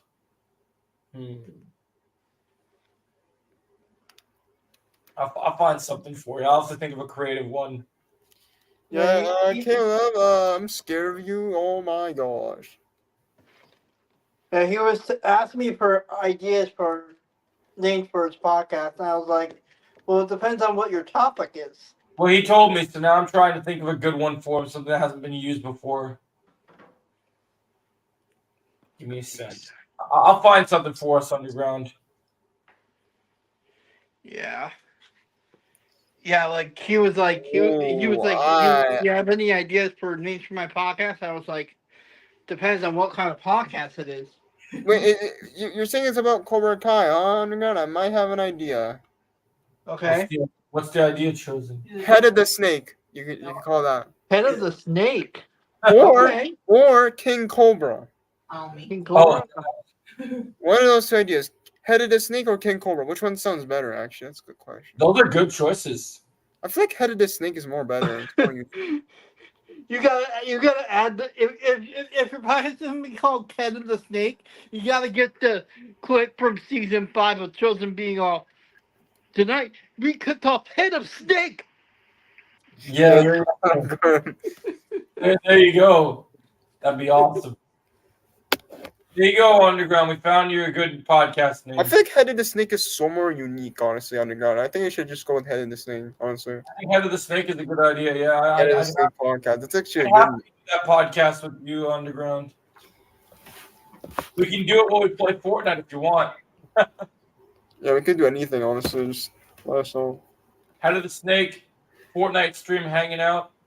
I was thinking Cobra Straight from the Underground. Oh, that's good. Ooh, that one's actually a lot better. Do that one. Yeah, that's a good idea. That's unique too. You could do that too. Yo, we've been live for almost 3 hours. That's crazy. Has that been that long? Wow. I don't know. Have we done like a Cobra Kai podcast that long? Oh yeah, we have been live for almost 3 hours. No, not we should quite. Not quite 3 hours, but almost. Well, I'm gonna be staying up late, so I'm gonna be chilling. Yeah, it's summertime for you now, so you can stay up as late as you want. We're gonna wrap it up. Oh, Tyrell wants to come back up. Okay. Yeah, maybe he can come back for a bit too. What's going on, man?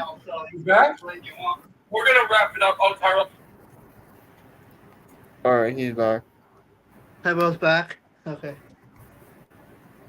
Wait, is this Tyrell? I don't know. Oh, didn't notice I'm back. Oh, you didn't notice you're back? I'm so sorry. Like I didn't expect the podcast is still going on, and I just got done eating dinner. We're just still chatting now. Yeah, we're just chatting. Yeah, well, hey, underground. We can do Cobra straight from the underground. That'd be fun. Hey, Joe, I have a question. Yeah. So, what is the most how do I say it? What is the one scene in Cobra Kai? Like, yes, Cobra Kai is a great show, but what is the one scene that pissed you off the most in Cobra Kai? Oh, that's a good question. It's unique. Well, so I was mad about Kenny beating Hawk because I love Hawk. Yeah. That scene pissed me off. I didn't like that. Let's see, that's another scene I didn't like. So I have this personal vendetta. So I have a hot take that a lot of people don't know about very often. So I love the school fight in season 2, but I cannot stand the season of season 2 because the writing is there, but it's stupid, and like some of the teen drama in that season it's too much for me. It feels too much like. Yeah, I agree. Yeah, Joe, I kind of agree with you because like it's kind of like with The Walking Dead season 7 where it was terrible, but they ended it with a banger. Don't you think? Yeah, I agree. Like they ended with a banger, but there's so much bad stuff, and God, yeah, I can agree with that. I still have nightmares about Robbie and that hair, man. That Lord Farquaad hair. Whenever, I'm gonna be honest with you guys. I do not like Robbie and Sam together in that season. I'm sorry. Yeah, I didn't like that either. I didn't in like my their opinion, pairing. they're kind of more like siblings in a way rather than a couple. That's what I'm saying. It feels so forced if you think about it. They have no chemistry. On the train, I'm like, let's. I mean, Sam is kind of like a sister to Robbie, and Robbie's like a brother to her. They're like, let's do every single whatchamacallit, like get together and do this, and yeah, it was just Joe. It just feels so forced. If you really watch the scene, like the whole like first kiss, like it feels so forced. It's like there's no chemistry. It was very forced. Yeah. No, there's a lot of stuff that pissed me off in that season. Other than that, yeah, like I said, the Kenny thing in season 5 was bad. Like it doesn't make sense. How he's only been training for a year. How is he that powerful already? And the only reason that it is so I was going to do a video explaining it. And I'll still tell you, and I'll make this video one day. I don't know what day it will be. Maybe when I do my rewatch, I'll make a full breakdown of it. The whole reason that this even happened, and as stupid as it is, if it makes you feel better about it, think about it this way, right? Kenny may not know a lot more, but because he knows one cheap shot move, he's able to win because it's such a bad cheap shot move, which is why I want to propose a theory for you guys.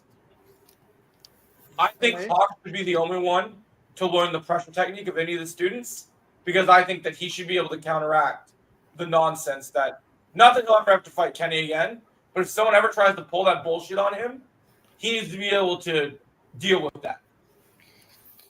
Yeah, because I'm sorry. Because I'll tell you this much. He would have never landed that strike if Hawk had the pressure point technique. No. It would never happen. Like, you know what I want to see in season 6? Yeah. I want to see Silver. Right. You imagine if Silver tries his version of the Silver Bullet, like his more advanced version on Chosen, and it just doesn't work. Wait. Is that Trevor? He's going to get his fingers broken. Joe, is that Trevor? No. If it doesn't have a mod thing on it, it's not Trevor. No. I agree with you, Underground. You are not Trevor. But anyways, what I was about to say is that whoever's going to learn the pressure point technique first, it's going to be like the core force: Sam, Robbie, Miguel, or Tori. Yeah, I mean, I think so, but I think Hawk could learn it too because I think that they should. But eventually, but not before all of them. Yeah, no, I think the main ones should do it. That's true. They might need it for the tournament, so I think the main people should probably use it. Because I feel like the core four is going to be like the main target from Kim and her students. Robbie's going to need it because after what Kenny did to him in the dojo fight, he might want to have that in his arsenal. Mm-hmm. I also wonder, like, we've never seen it used on Miguel. I wonder, like, how Miguel would counteract it because he. It remains to be seen in episode 1 when he fights Kenny, if he ever tries to pull that move on him. Do you think Johnny's training's good enough that it's not going to work on him? Like, do you think he's just going to be like, it's just going to piss him off more? I think he's just going to kick him in the head. Yeah, I agree, Underground. If Sam were to use that technique on Kim, wow, she would definitely win. I think that's funny. Sure. Like, I just have the image in my head of so one of the things I'm releasing on Saturday is me and Trevor for the 4th anniversary. We did a Daniel and Johnny fight scene, and the dialogue in the scene is perfect. I did the pressure point technique to Trevor, and he said, "Oh, what the hell, man?" Did it work? It did for a second. Because like I kind of watched a video of like how the pressure point technique is used in the video, and I'm kind of thinking, is it real? Because I kind of I know like there's a trick you have to find like a certain pressure point on your forearm.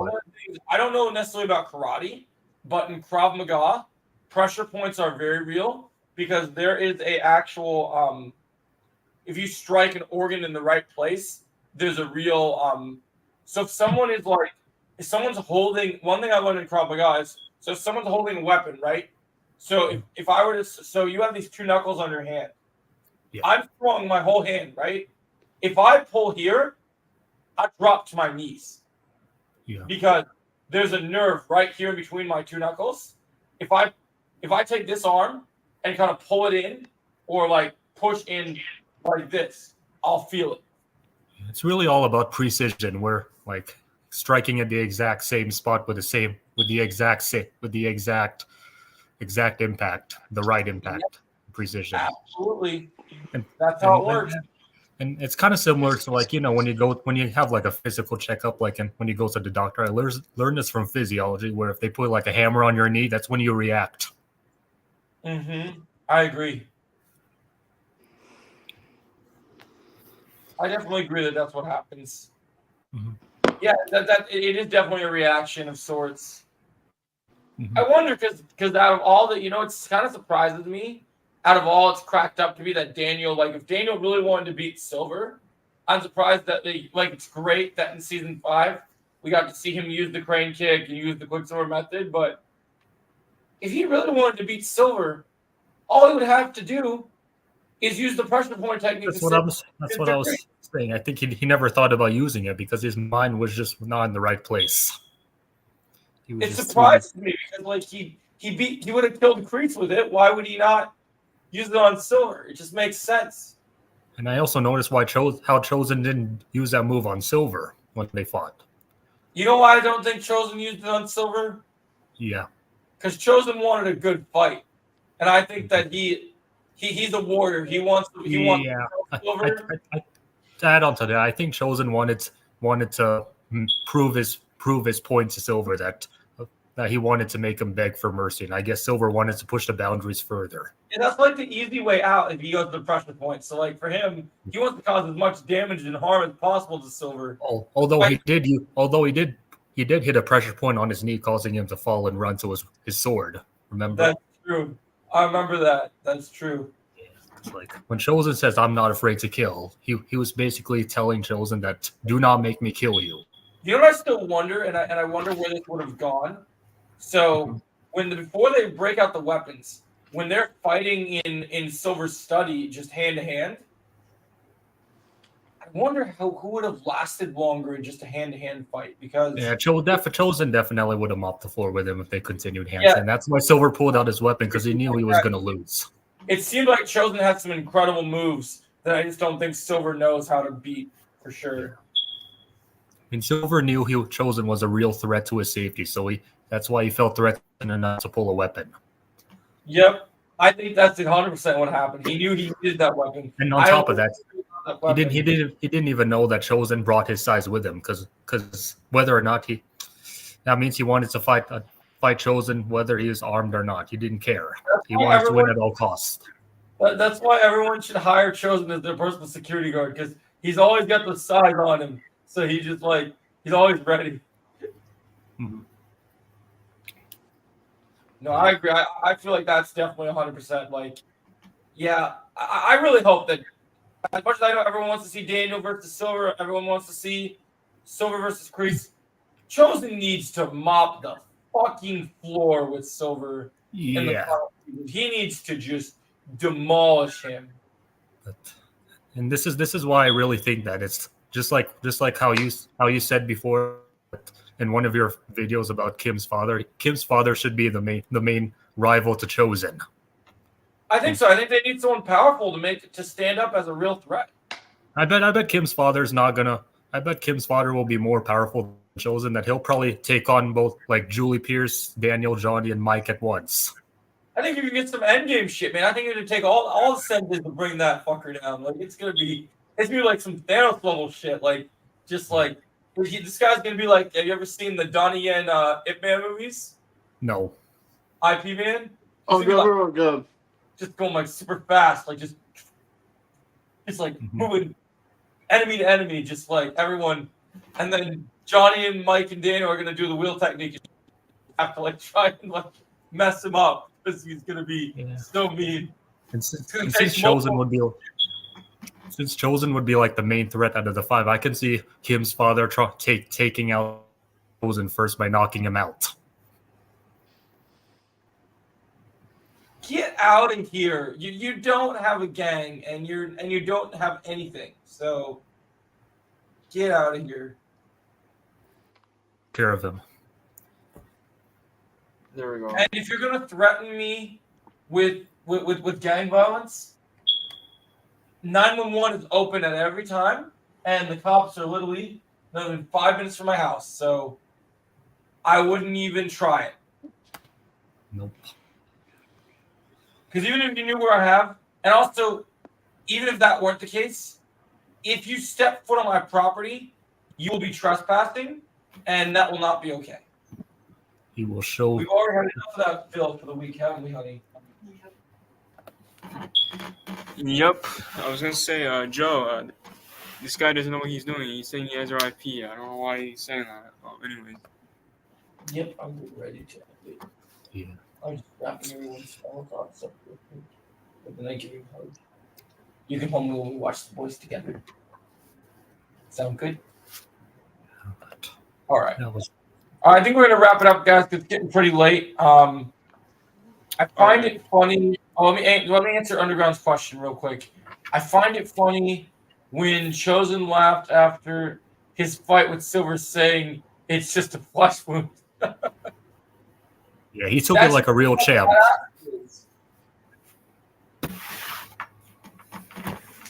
That just shows how badass he is, and it just works out. Mm-hmm. I'll see you guys next time. Can't wait to see the trailer next week. Yes, sir. When we do our next podcast. Next Strike First podcast, guys. Remember, the next Strike First podcast is next Thursday. Get ready. You might get the trailer. Who knows? We will do a great job. We might get it. We might not. We'll have to wait. All right, guys. You guys have a good night. I'm gonna go watch the boys. Have a great night. All right, go watch the Acolyte episode 4. Enjoy it. Yep, see you. Nope. On that note, I will end it because that's. Don't end it. He's ending it right now. Acolyte episode 4 is the best episode.